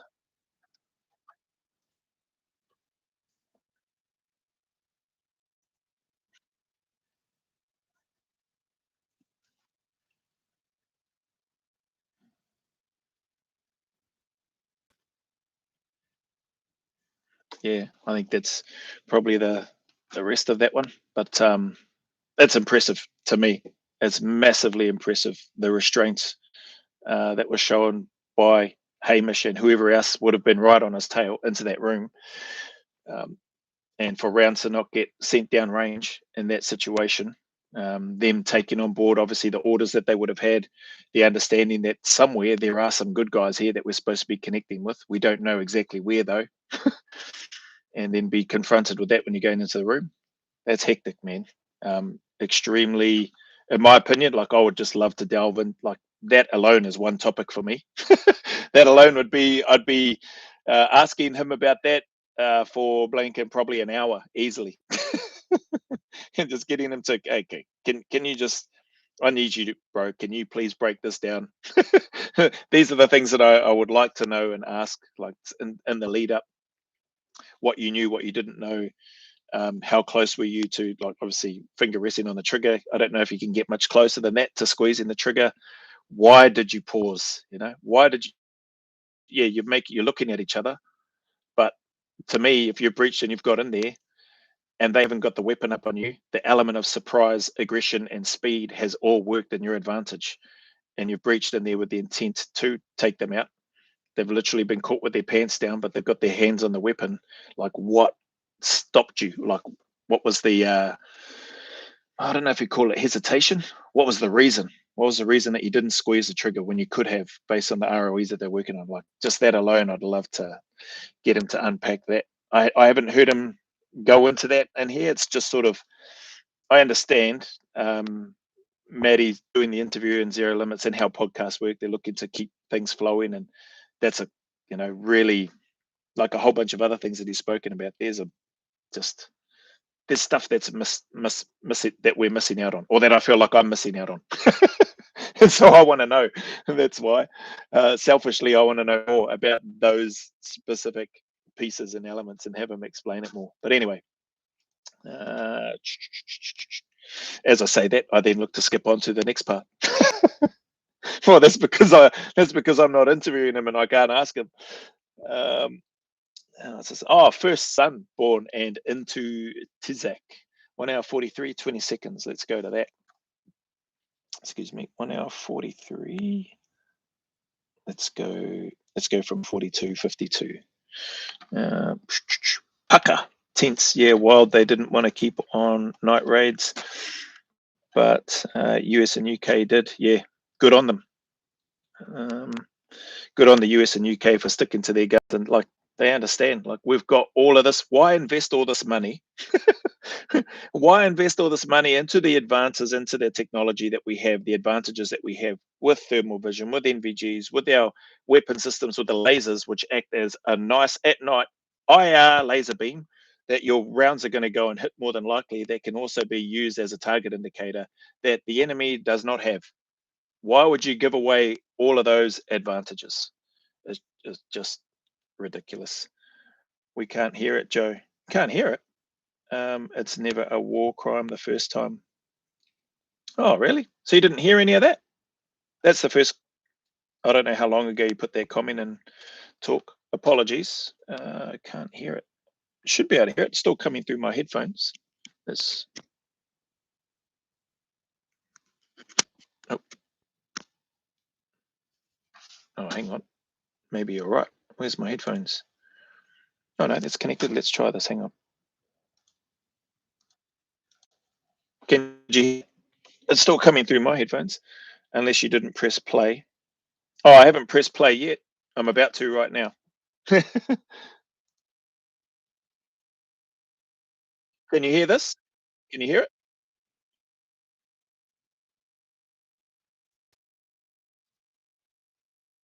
No. Is that the same for everyone? Oh, it must be. Oh, I don't know what's happened then. Let me turn these off and turn them back.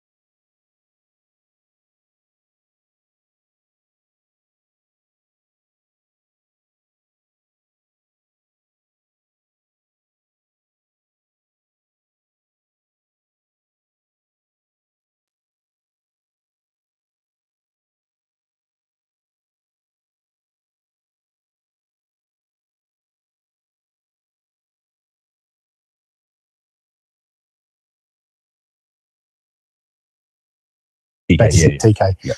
From there, mate, again, we move into TZAC. Yep. Now, again, this is, right at the start of the podcast. Is that right? Yeah. So yep, but in between there, and after Gizab, and then before Tizak, my son was born. That's right. Yep. Yeah. So your son was born, and this is an interesting, a wholesome story, as we'd say. Yeah. It's because you